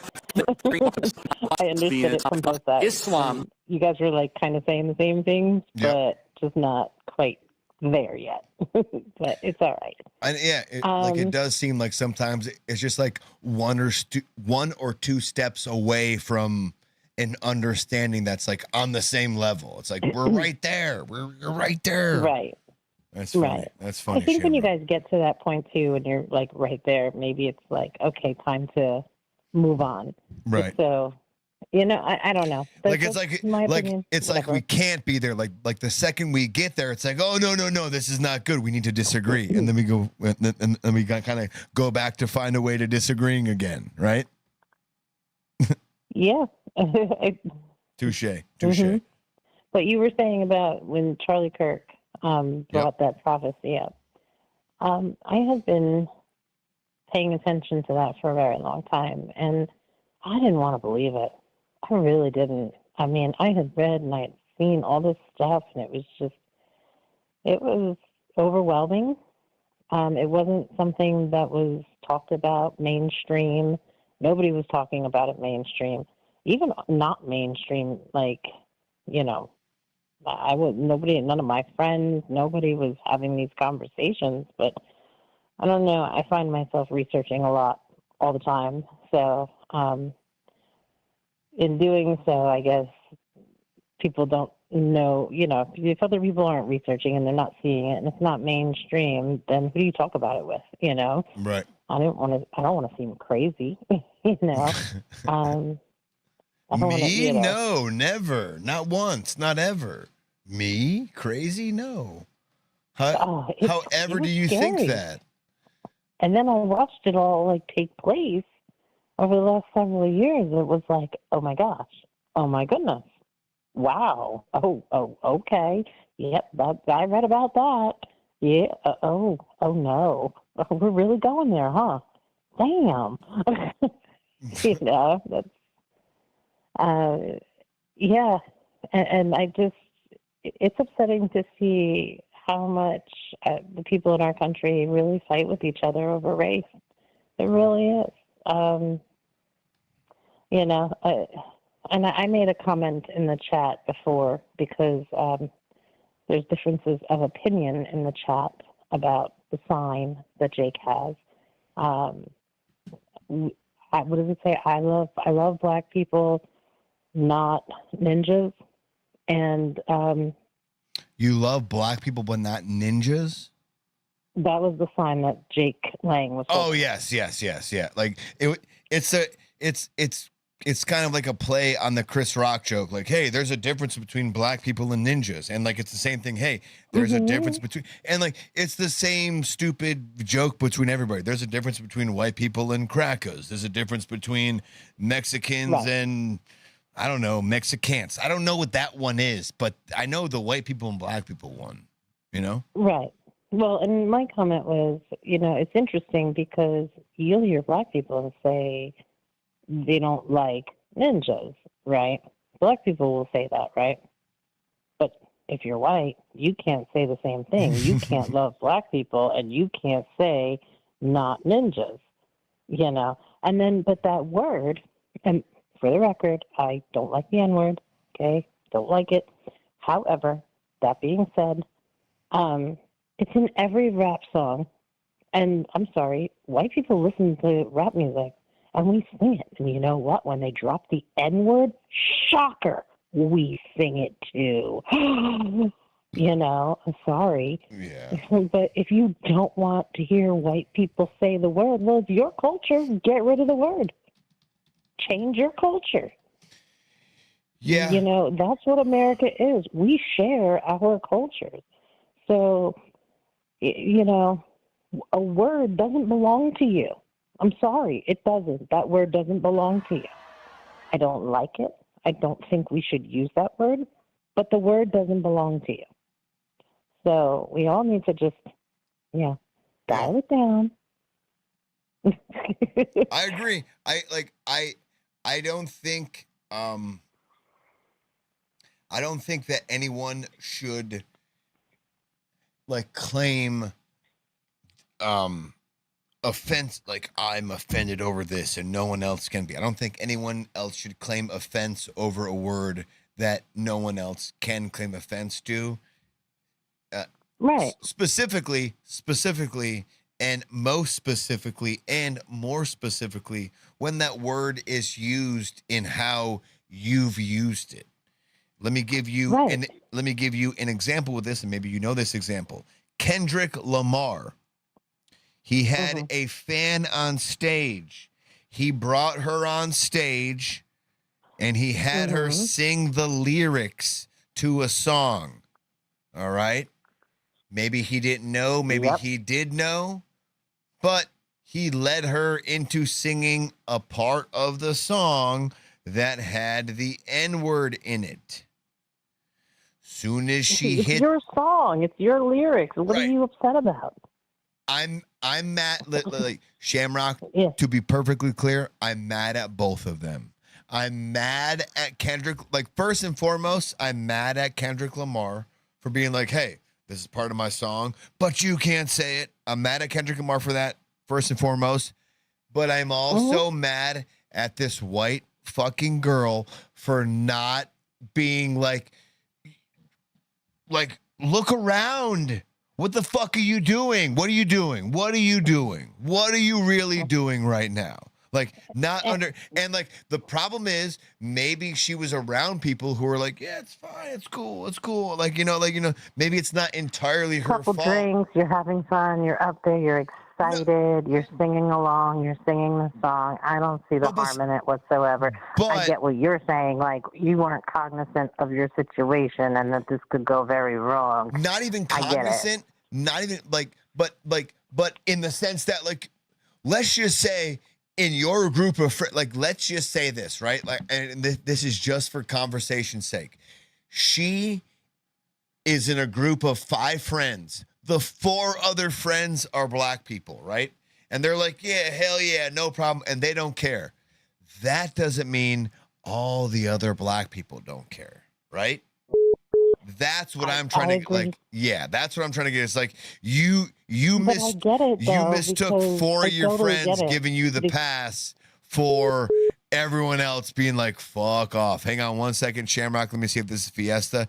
If so, I'll finish up with you and then I'll get back to Fiesta. Hang on one second. Call from. I have a rebuttal. Fiesta, give me 1 second. Hold the line. I'm going to finish up with Shamrock and I'll get right back to you. Hold the line. Copy. Yep.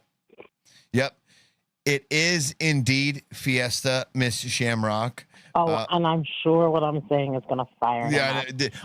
I'm pissing him off right now too. Yeah, so exactly. Yeah, we're both pissing him off right now. So if you have any just little bow to put on what you have, because as far as you know what I'm saying, like, I kind of concur with you. It's like he was the one who said I could say it, but it's just like that doesn't dictate everyone will feel the same way, right? Well, so I have a history of working in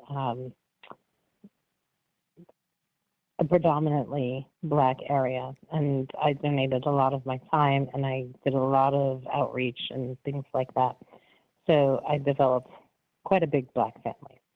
And let me tell you, they would not care if I dropped the N-word. Not that I ever would, but that's the point, though, right? It's like the people around you know you're cool, but the people who don't know you, the second you say that, those people who are around you aren't going to vouch for you. Correct. They're not going to. Yeah. Mm-hmm. But like I said, you don't own you do not own the word. And if you want white people to stop using the word, then you have to change your own culture, and you all need to stop using the word.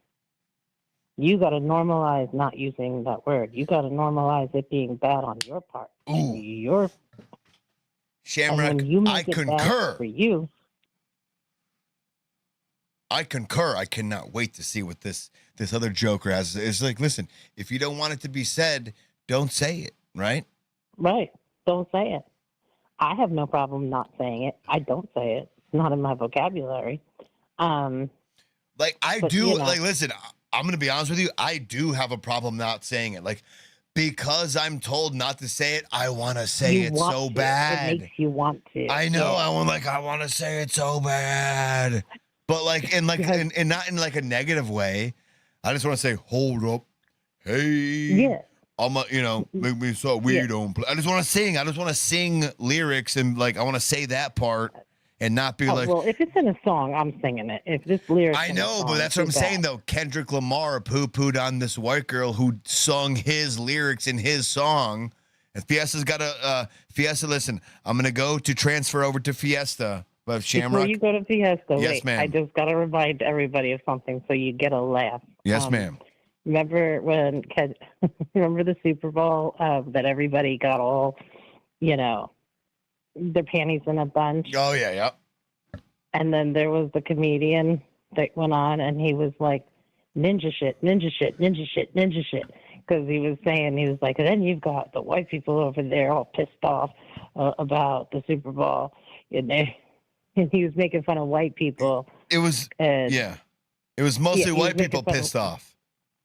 Yeah, he was making fun of the white people being pissed off at the Super Bowl performance that he was like, and they're like, ninja shit, ninja shit, ninja shit, ninja shit. Anyway. Shamrock, I can't tell you how much I love you. Please call back in. By the way, if you do join the Discord, Shamrock is the chief moderator. She will see you. She will deem you fit or not fit. We will have that link up. That's my fault. But you could always send it right over to me. If you want, you can make new links for the Discord. And if you do it weekly and you just want to send it to me, then I'll always have a link to share with everybody. Heard. You know what? I'm gonna try to send you that link right now. It's just like they keep updating that link every 24 hours. So I don't know what the deal is. Yeah, it's stupid. Just like what the fuck's the difference? I don't understand. But I'll send you the one. Shamrock is the chief moderator over there. You better watch your fucking P's and Q's when Shamrock's in the town there, because she'll fucking set you straight. Shamrock, thank you so much. Yep. We'll talk to you soon, if not on the next one. Thank you, Shamrock. Bye. Deuces. I love Shamrock. She's awesome. Fiesta. Yo. What's up, brother man? Thank you for calling in again. Look, Fiesta. First and foremost, I just want to tell you, I appreciate, seriously, 100%, 100%. I appreciate you calling in. I appreciate you interacting. Don't worry about.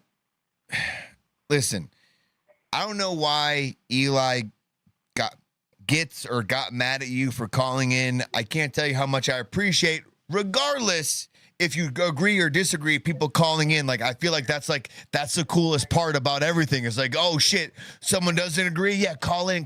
So like, dude, call in all you want to. I appreciate that. Don't take anything else. Don't take anything else other than you being appreciated for calling in and your opinion being heard. That's all I wanted to say. You have the floor, sir. Thank you, Josh. I appreciate that, man. And also, yeah, guys, we got a lot of activity in the comments, man. We need more callers, guys. Come on, man. Please. If you don't want your number up, just *67 like back in the day and put your number in. That's what I did. And my number never shows up, so just call in, guys. And I promise, Fiesta, you can speak for me, hopefully. And I'm not gonna tell your number. I won't tell your Zoom out there. Just call in. It's you know what I mean. Like, it's not. I'm not.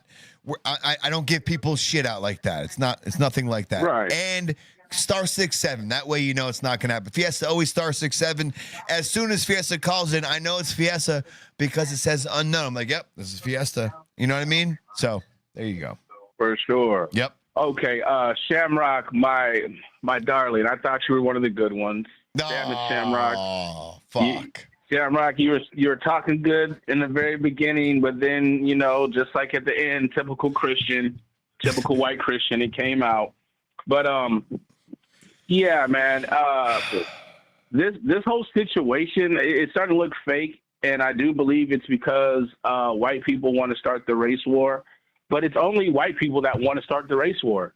Black people, we don't even give a shit, man. We're trying to improve our lives, get our wealth up, get our generational wealth up. And the only people that want a war are white people that have an extreme amount of guns and all these goddamn weapons that they make in their homes and all this shit they come up with, and they just want to use it on black people. They just can't wait to have free kills and cut our arms off and our dicks off and our ears off, just like their forefathers did, their granddad. What the fuck? And it's just, what the fuck? Where are you getting that from, dude? I'm getting it from history, bro. Hey, when you see all these pictures of these, I'm saying current. I'm saying current. I'm saying current. Hold on, bro. When you see these postcards with these hangings on them at picnics with all these kids smiling up, where do you think the kids went? Right, but I'm just saying current though, brother man, because dude, I don't know. You said some crazy shit there, dude, and I don't know anybody who does not like people that much that they want to do shit like that you just said. So Well, my girl Shamrock's talking about this. Oh, we know we can come together, this and that. See, if we could come together, if white people could see this whole Target situation, they'd be like, you know what, guys, that's fucked up. Yeah, Target, you guys are on some bullshit for that. Then we could start coming together because we'd have allies. We'd be like, okay, people see what's going on. It's like when the white lady got gunned or hit up by the ICE people when she drove her car into the guy. Black people were like, that was fucked up. Even though he had the right to do it, he's justified, blah, blah, blah. When the other white guy went to help the other in Minnesota, help the lady up, and he got shot because he had a gun on him, black people said that was fucked up. You see what I'm saying? But when it happens to us, it's never fucked up. It's always justified. It's always, well, what he could have did, he should have been like this. He should have been like that. There's never no, hey, guys, this was unjust. This is messed up. We need to come together as Christian brothers and sisters. It's never none of that shit. It's always, hey, the black person was wrong and he got what he got. So we can't come together. So what is our opinion on what happened at Target then? Like what? I'm sorry. My apologies, not Target, but the incident you're saying happened. What do you think the white person take is on what happened? Just so I can expound on that. That way I can rebuttal off that. Just if you tell me what you think that is, that way then I can move forward with that and maybe give you a little clarification or not. I don't know. You tell me. But just what do you think? Which incident? The white lady in Minnesota? To be fair, I don't know which one you were just talking about. You were just talking about some incident where white people got it wrong. I'm not sure exactly which one it was because it was a little vague, but that's why I'm just kind of asking you. Okay, well, I'm just bringing up instances when white people are harmed and it's a fucked up situation and it's obviously wrong. Black people say it's wrong. We don't make excuses. We don't say what the white person could have did. We don't say, why did the white person have a gun on him, even though it was all registered and he had a license. We don't say all that shit. It's what happened. Oh, the dude went to go help the white lady up, and they told him to step back. He came forward and they shot him, and then they said he had a gun on him. That's messed up. Every time? Huh? I'm asking you, and listen, this is unfair because you, Fiesta, are not the black community, but you're making claims for the community. So I'm just asking you, every time that happens, the black community speaks up and says that's unfair? You're saying every time? Every time, I can't say because I don't know every time. I'm saying more than likely, let's say 75% of the time, when an unjust thing happens to a white person and they show it and we see the clear evidence, we say that's messed up. The only time you say, hey, man, fuck that is if you just don't like white people or you're just on some bullshit. So have you heard about a lady named Gerlinda Lynch? You know about Gerlinda Lynch?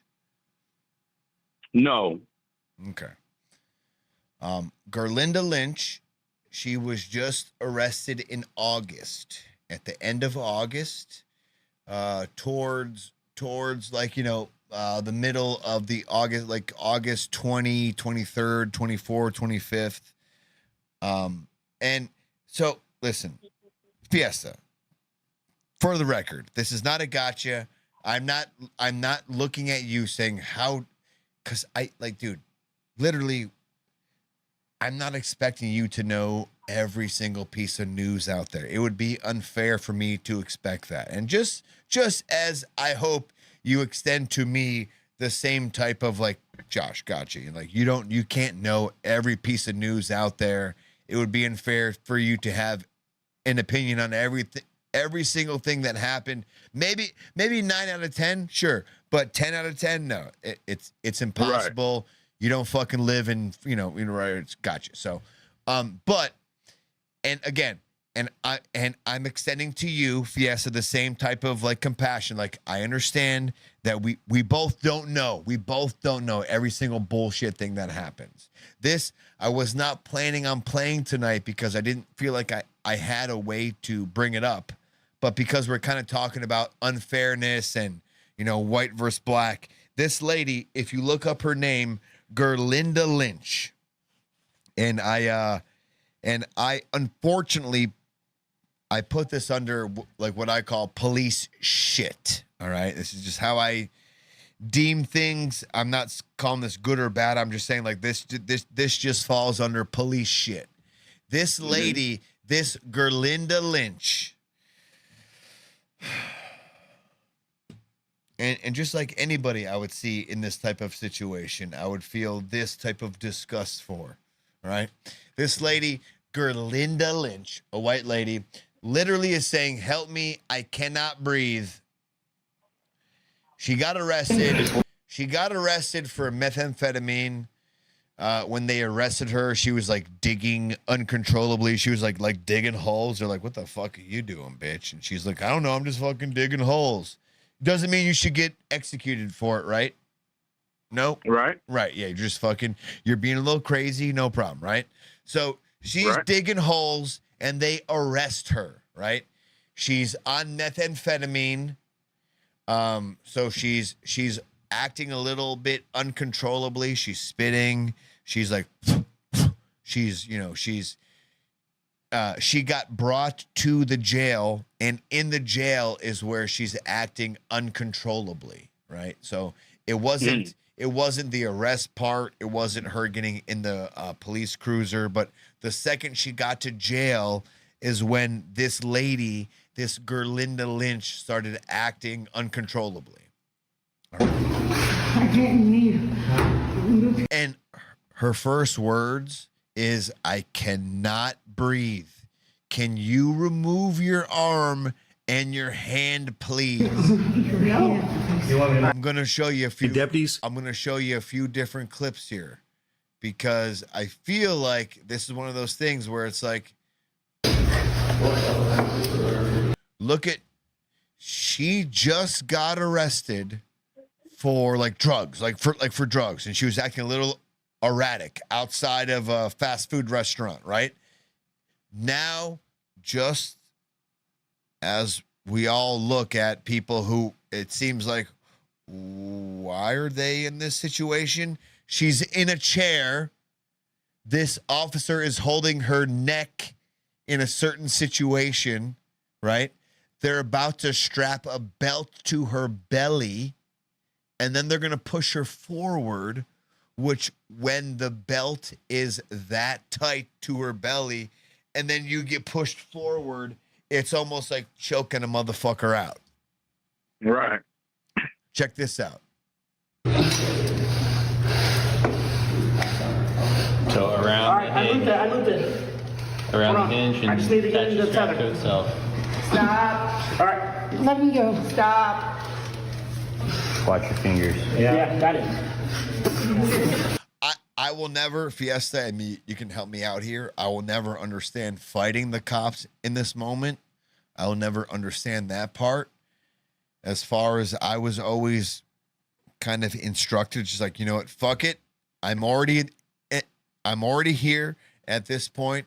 it's like I will literally only get hurt if I do not do what they say. So I will never understand why not to comply, but that doesn't mean that I, that doesn't mean that I have a that I have a comprehension in my head that says, well, that means you should never comply. It just means that's like, in this moment, I don't understand why I shouldn't have, but that never means I shouldn't have, if that makes sense. Yeah, definitely. You always comply.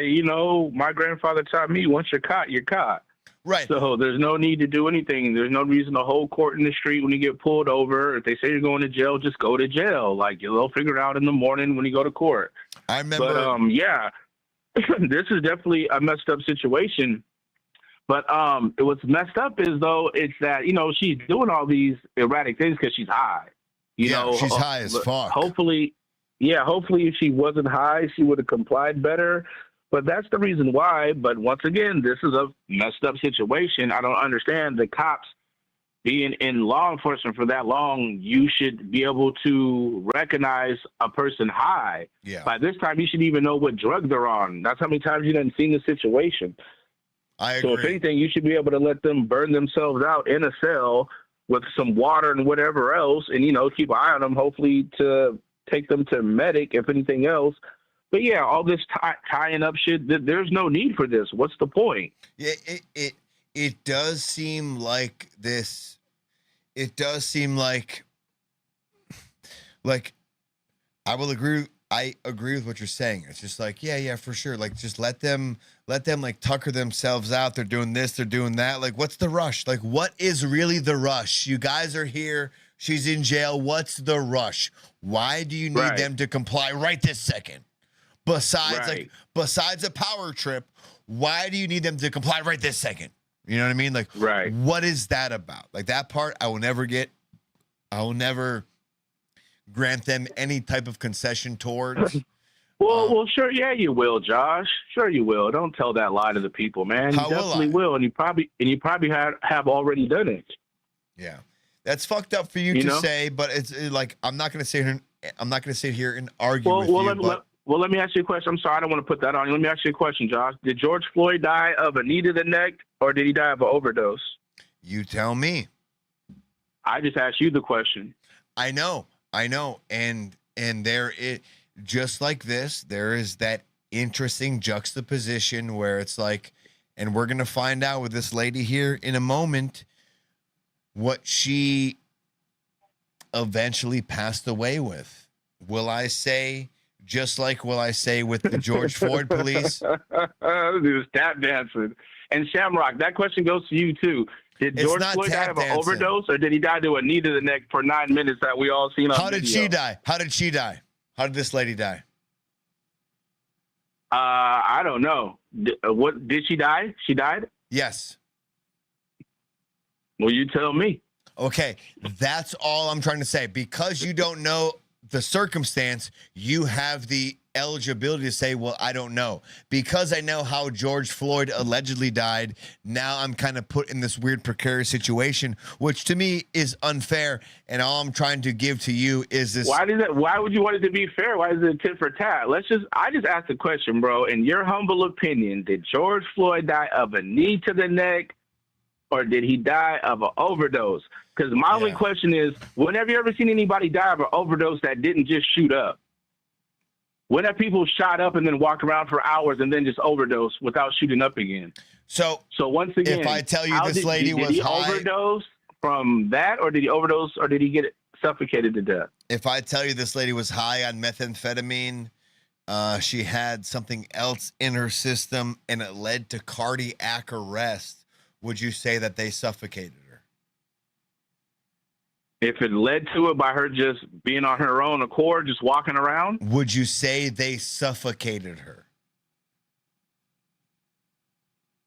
Yes. Okay, that's fine. At least you keep a consistent topic on things. when I Yeah, look because at, I just find it funny that everybody's just high off their mind, but nobody dies until they get in contact with people, strangling them and putting them in weird ways, cutting off their airway. It just only seems to make sense. May I continue her video before I give you my response? Is that okay? Do you mind that? Do you mind that? So, not at all. So just as we know, this lady, she did get arrested. Like when they picked her up, she was digging in the dirt uncontrollably, and they're like, "Hey, what are you doing?" And she's like, "I don't fucking know, but you got to leave me alone." So they arrested her because she was digging. She didn't stop digging. The second they arrested her, she started to fight uncontrollably, right? So they brought her to jail, and this is the point in which we're seeing her brought to jail. Please Stop.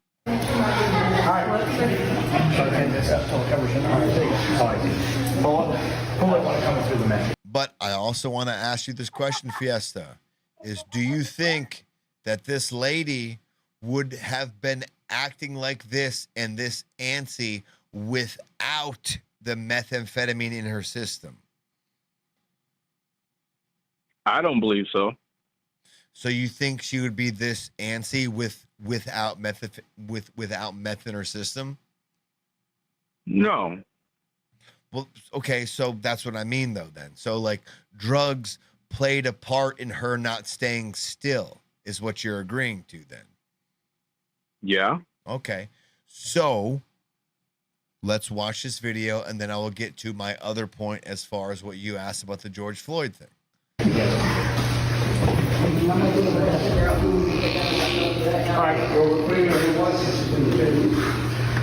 And mind you, she made it further than George Floyd did. She made it into the car. She made it into jail.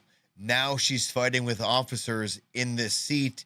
Now they feel the need to restrain her. Right? But here's the part where these officers fuck up. And we could argue the part where they fuck up on George Floyd too. Like that's not in question, but we're just looking at two different things right now. Hold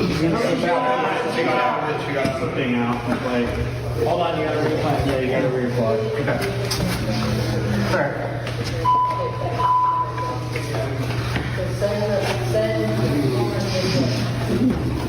I can't breathe. They're holding her down right now, and she says, "I can't breathe." You want me to move my hand? Yes. Can you stop moving? Yes. Right. Hey, look at the seat.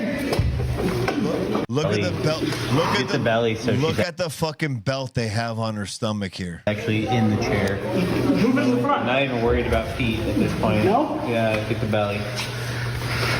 All right, I got it. I say, get the belly. Right here. This part right here. Look at this. So they get her locked down with a big seatbelt strap around her belly.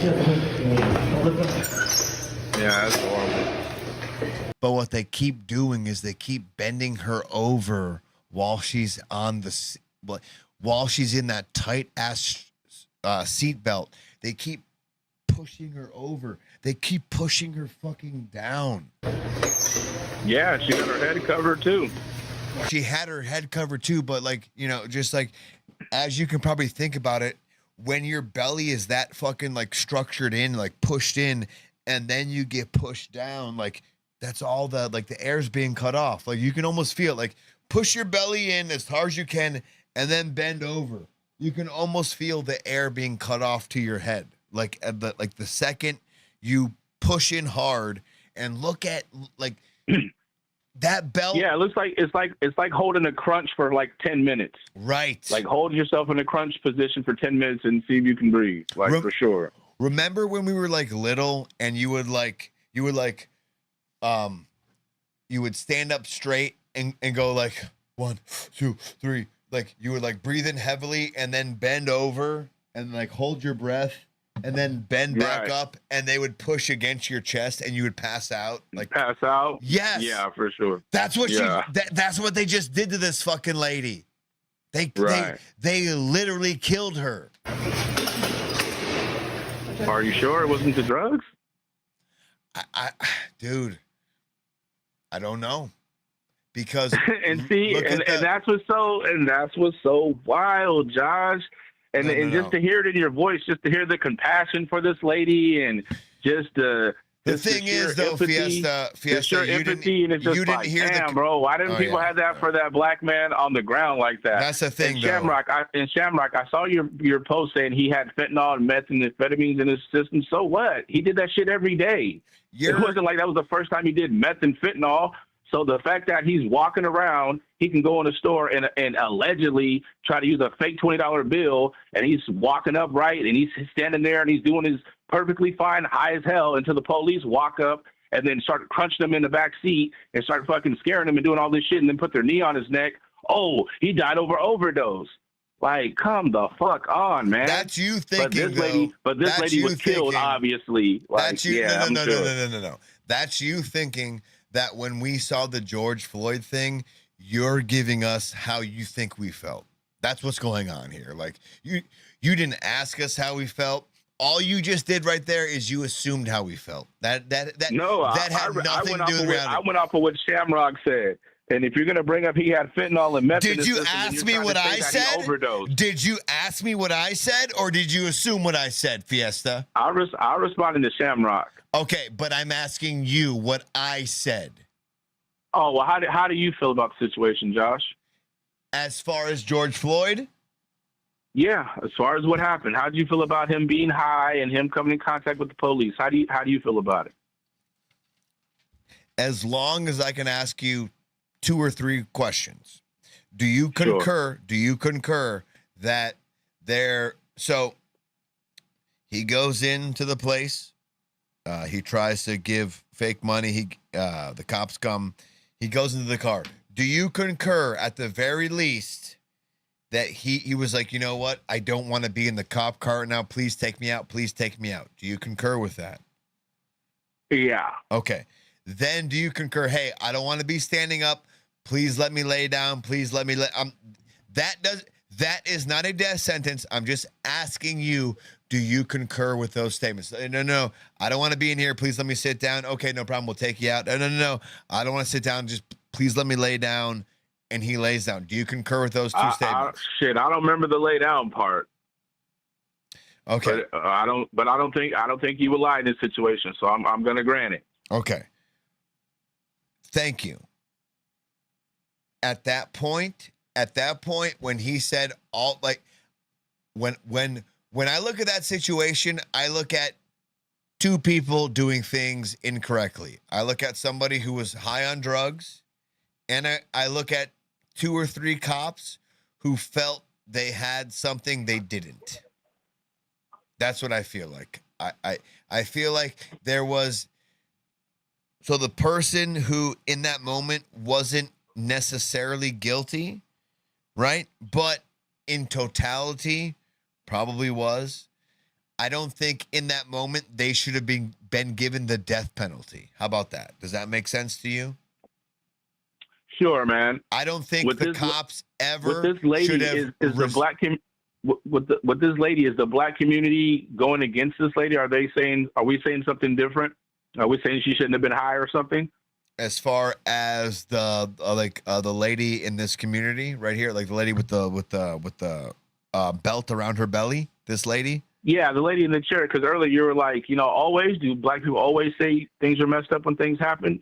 To be fair though, did you come to this? To be fair though, what I don't see is and again, I'm going to. This is. I could be ignorant.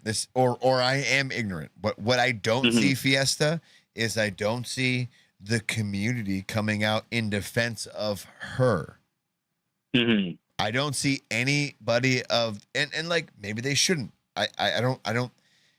I'm not saying they need to, but if we're really concerned about cops doing things incorrectly, and then when they do, but because it happens to a white person, it's not enough to, be outraged about. I see that as something that's hypocritical. I do. Because what I do see is people white people who come out on black people's side who's like, yo, fuck Derek Chauvin, fuck this guy, that shit was fucked up. And I see that happen on the other end, but when it happens to a white person, I don't see the same type of, yeah, fuck cops, fuck that guy, this white person did not deserve that. I don't see that type of energy towards the situation than I do when a white person sees a black person being disrespected by cops. I don't see black people standing up in arms defending a white person who was disrespected by cops. And I can agree. And yeah, you guys can't expect to see that anymore unless it's from the Officer Talmuds of our community and the those type of people. Should we? Because should we though? Should we? Regardless if it is, do you think recognizing when that happens helps? Yeah, if you show that video to 9 out of 10 or to 20 black people, 18 of them are going to be like that's an injustice. I like that.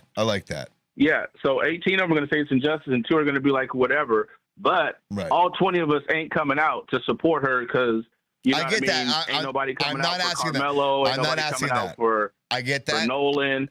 So it's like we're all focused on taking care of our little fucked up situation. I get that. Yeah, but we will say that that's messed up. You know what I mean? We won't try to be like, well, the cops, they just want her to calm down and make us some dumbass shit and just be like, she could have hurt herself in the cell. Just some weird ass story that white people believe. It's just like, yeah, we would have been like, yeah, why didn't you just let her just tuck herself out? She would have been good. But will you agree that just with what you're saying though, Fiesta, it's like, no, for sure. White people agree that this happens, but black people won't agree that happens. But will you concur that it would help if white people agreed it happened as well as black people did too? Yeah, man. I'm saying if we all could just see everything plain and fair, man, and even if you don't agree, because we're not all gonna agree, but just don't live in a fucking fairy tale of some shit that's just not true. Right. What? Why do you think we don't though? Like, why do you think we don't? Like if we say the same, like for instance, like the Target thing. If we see the same thing, if we think we see the same thing happen, why do you think we don't see it the same way? Like, what do you think the disconnect is between the two different ideologies? The connect is somebody has to be wrong. That's the problem. Somebody has to be wrong. Somebody has to admit they're wrong. And we have to go find out who was wrong. And usually the people that are wrong are the people in power. So then you got to be like, well, who's in power? And then when you look at that, it reflects bad. And you'd be like, shit, I don't want to be looked at like that. Like I said, Shamrock, she seems like a very nice lady. Like, for real. And I really believe awesome. That. Huh? Shamrock is awesome. She's a good person. Yeah. Yeah, and I really believe that because I've came out on the show many a times and wild out and been disrespectful and over-talked and cursed and all kind of shit. And even when she didn't agree, she never disrespected me in the comments. You know what I mean? Yeah. She always either disagreed respectfully or cheered me on and gave me a cool nickname and shit. But, at many times she could have just went left and she didn't do it. And that's because of, it's not really in her like that. So I can see that. Yeah. And I appreciate that. You know what I mean? Because everybody's not fucking full on like that. Even black people. Some black people are just too fucking much. And they're my friends and I get it. And it's just black everything. I'm black everything. But then it's like white everything is wrong, right? Everything is wrong. I'm like, God damn, bro. I agree. Shit, man. I agree. We got white friends, man. And we don't know we got to keep an eye on them too. But it's like, yeah, there's an extreme in every aspect. How do you think we help? Like, for instance, how do forget the Shamrocks, forget the you, forget the me's. Like, how do we help the people who are like, I'm 100% and only on Fiesta's side. I'm 100% and only on Josh's side. Like, how do we get like you and I, Fiesta, we're talking. You and I, Fiesta, you can see Shamrock talk, and you can see you like, you know what I mean? Like you can see like Right. different instances where like, all right, that's legit, that's not legit. I agree with that. I don't. Like, how do we, like, for people who don't know us, for people who don't know you, you know what I mean? Like, how do we, Right. what do we do to make that gap less? Like, that's what and I'm not saying we know, you know, but like, I would love to know, like, what do you think we could do? Like, what do you think we could do to make that gap less than what it is right now?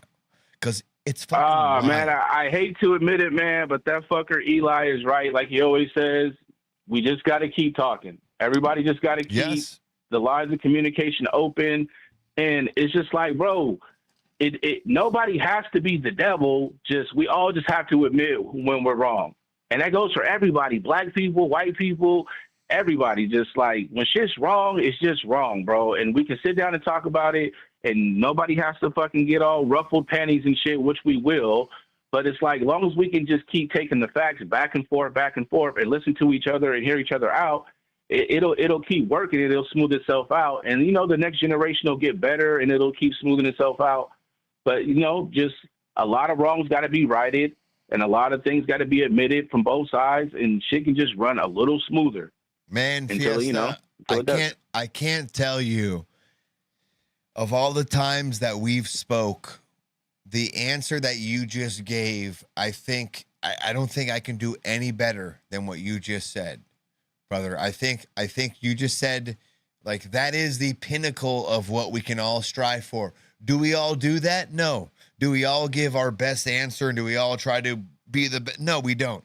But I think what you just said, bro, coming from you, I think it really does mean a lot. And I appreciate you saying like that, because that is the penultimate. That is the ultimate thing that one can do. It's just like, all right, you know what? You said what you said. Let me hear what you say, and let me actually hear what you say. I'm not just gonna like bullshit it and just like la and on to the next one. Let me hear what you say. Let me expound off that. Let me retort off that. Let me move off that. Like, it really does give. It says, you know what, Fiesta, I respect what you say. With what you just said, I appreciate that. Now let me expound off that. Fiesta just said, hey, you know what, Josh? Hey, you know what, Shamrock? I appreciate what you just said. Let me expound on that, and let me make it just a little better than what you just said. I really think, dude, you hit the nail on the head with that comment right there, bro. To be honest with you, I really think you fucking hit it out of the park with that comment right there. That's all. Literally, both sides, they need that. Like, they need that fucking, like, that middle ground. That, like, all right, maybe I wasn't correct, but I said that. Maybe you weren't correct, but you said that. But I agree. I don't agree. And we find where we, like, we find where we align in all that cross section shit. But the end of the day, like, man, you, dude, thank you, dude. I can't, dude. It's so crazy to know that Fiesta is the one who said that, dude. It's fucking wild as fuck. But I I almost want to cry. It's like, holy shit, dude. He's right. He's fucking right. Fiesta hit the nail on the fucking head. No, I'm being serious, dude. I'm being fucking serious, man. Like, that was a legit thing you said, bro. I appreciate it, man. I appreciate you guys. No, I appreciate you for saying that, dude. Seriously. Like, that was it's very spot on to what needs to happen. For sure, man. So on that note, bro, I'm gonna take off. Guys, on Friday, we need fucking 20 new callers. Star 67 your number, guys. Call in. Say what you got to say. Don't fucking worry about being canceled and found out. It's not that type of show. Nobody's over here doxing people.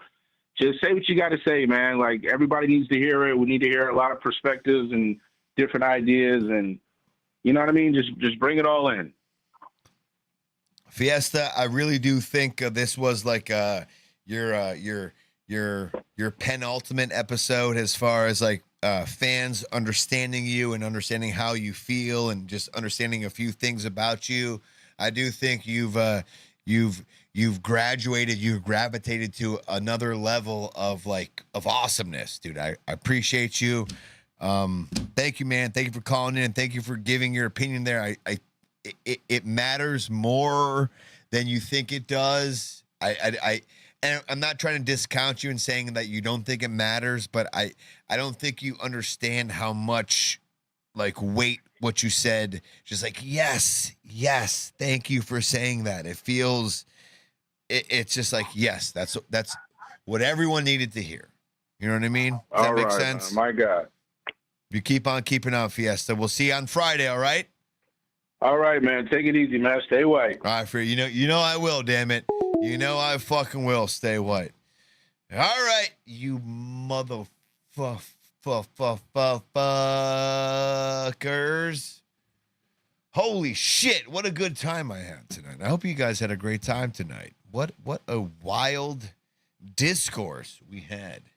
Friday, I promise you, will be even better. I fucking missed out on the chat completely. Holy shit. Let me see if I can just see if we can see anything going on. Hang on, let me see. Let me see if I got anything popping in there. Oh, boy. Y'all don't hate me, all right? Please don't hate me. Dude, Fiesta crushed it. He crushed it. He fucking crushed it. Let's see. Fuck Dolly. Okay, goodbye, Dolly. Goodbye. Hang on. Let's see. Okay.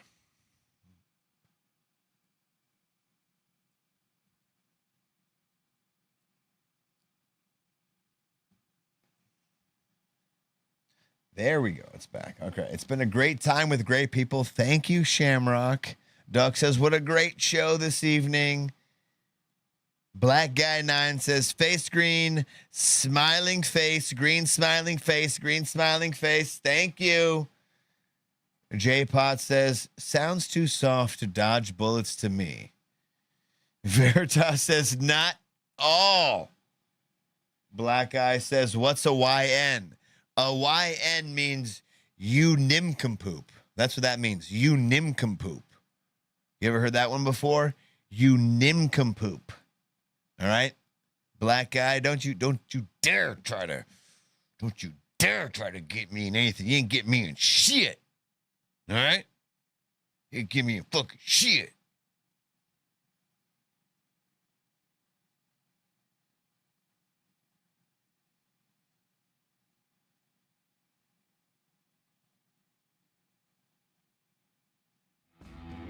Y'all rock. I love you guys. You guys crush it today. Thank you so much for being here. You guys were the co-hosts of the night. I feel like you guys were the MVPs of the show tonight. Give yourselves a round of applause. Fuck me.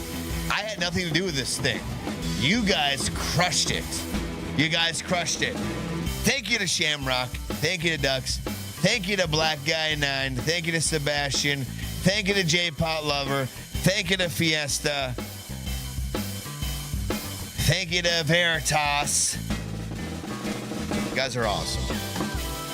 Listen, we'll be back Friday, Tuesdays and Fridays at 9:30 p.m. EST. We'll be back then. Man, you guys rock. Holy shit, you guys rock. Thank you so much for enjoying the show tonight. If you liked it, hit the like button. If you didn't, hit the dislike button. I don't know what to tell you on that part. There you go. We'll see you on Friday. Stuck in the middle. Let everyone else know how much we suck. We appreciate it. Let them know. You can call in 954-546-3455 anytime you want to, and we'll hear your voice. I promise. You know it. I know it. Fiesta knows it. We'll hear you. All right? Call in. Thank you so much. Friday is the day. We'll see if we can get a little guest on. Maybe a Brock. Maybe a Vish. Maybe an Eli calls in. I don't know anymore. I have no control over this stuff. So thank you for hanging out. Appreciate you. See you on the next one. Stuck in the middle. Thank you. Bye.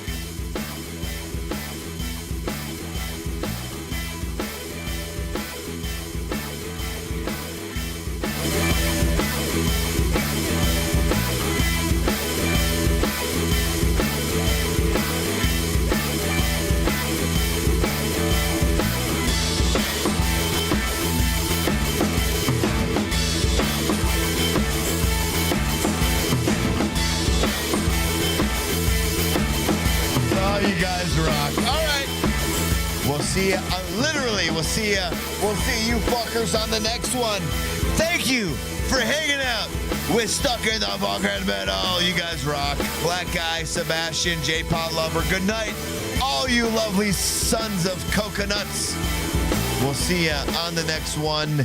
Okay, bye. Okay, bye.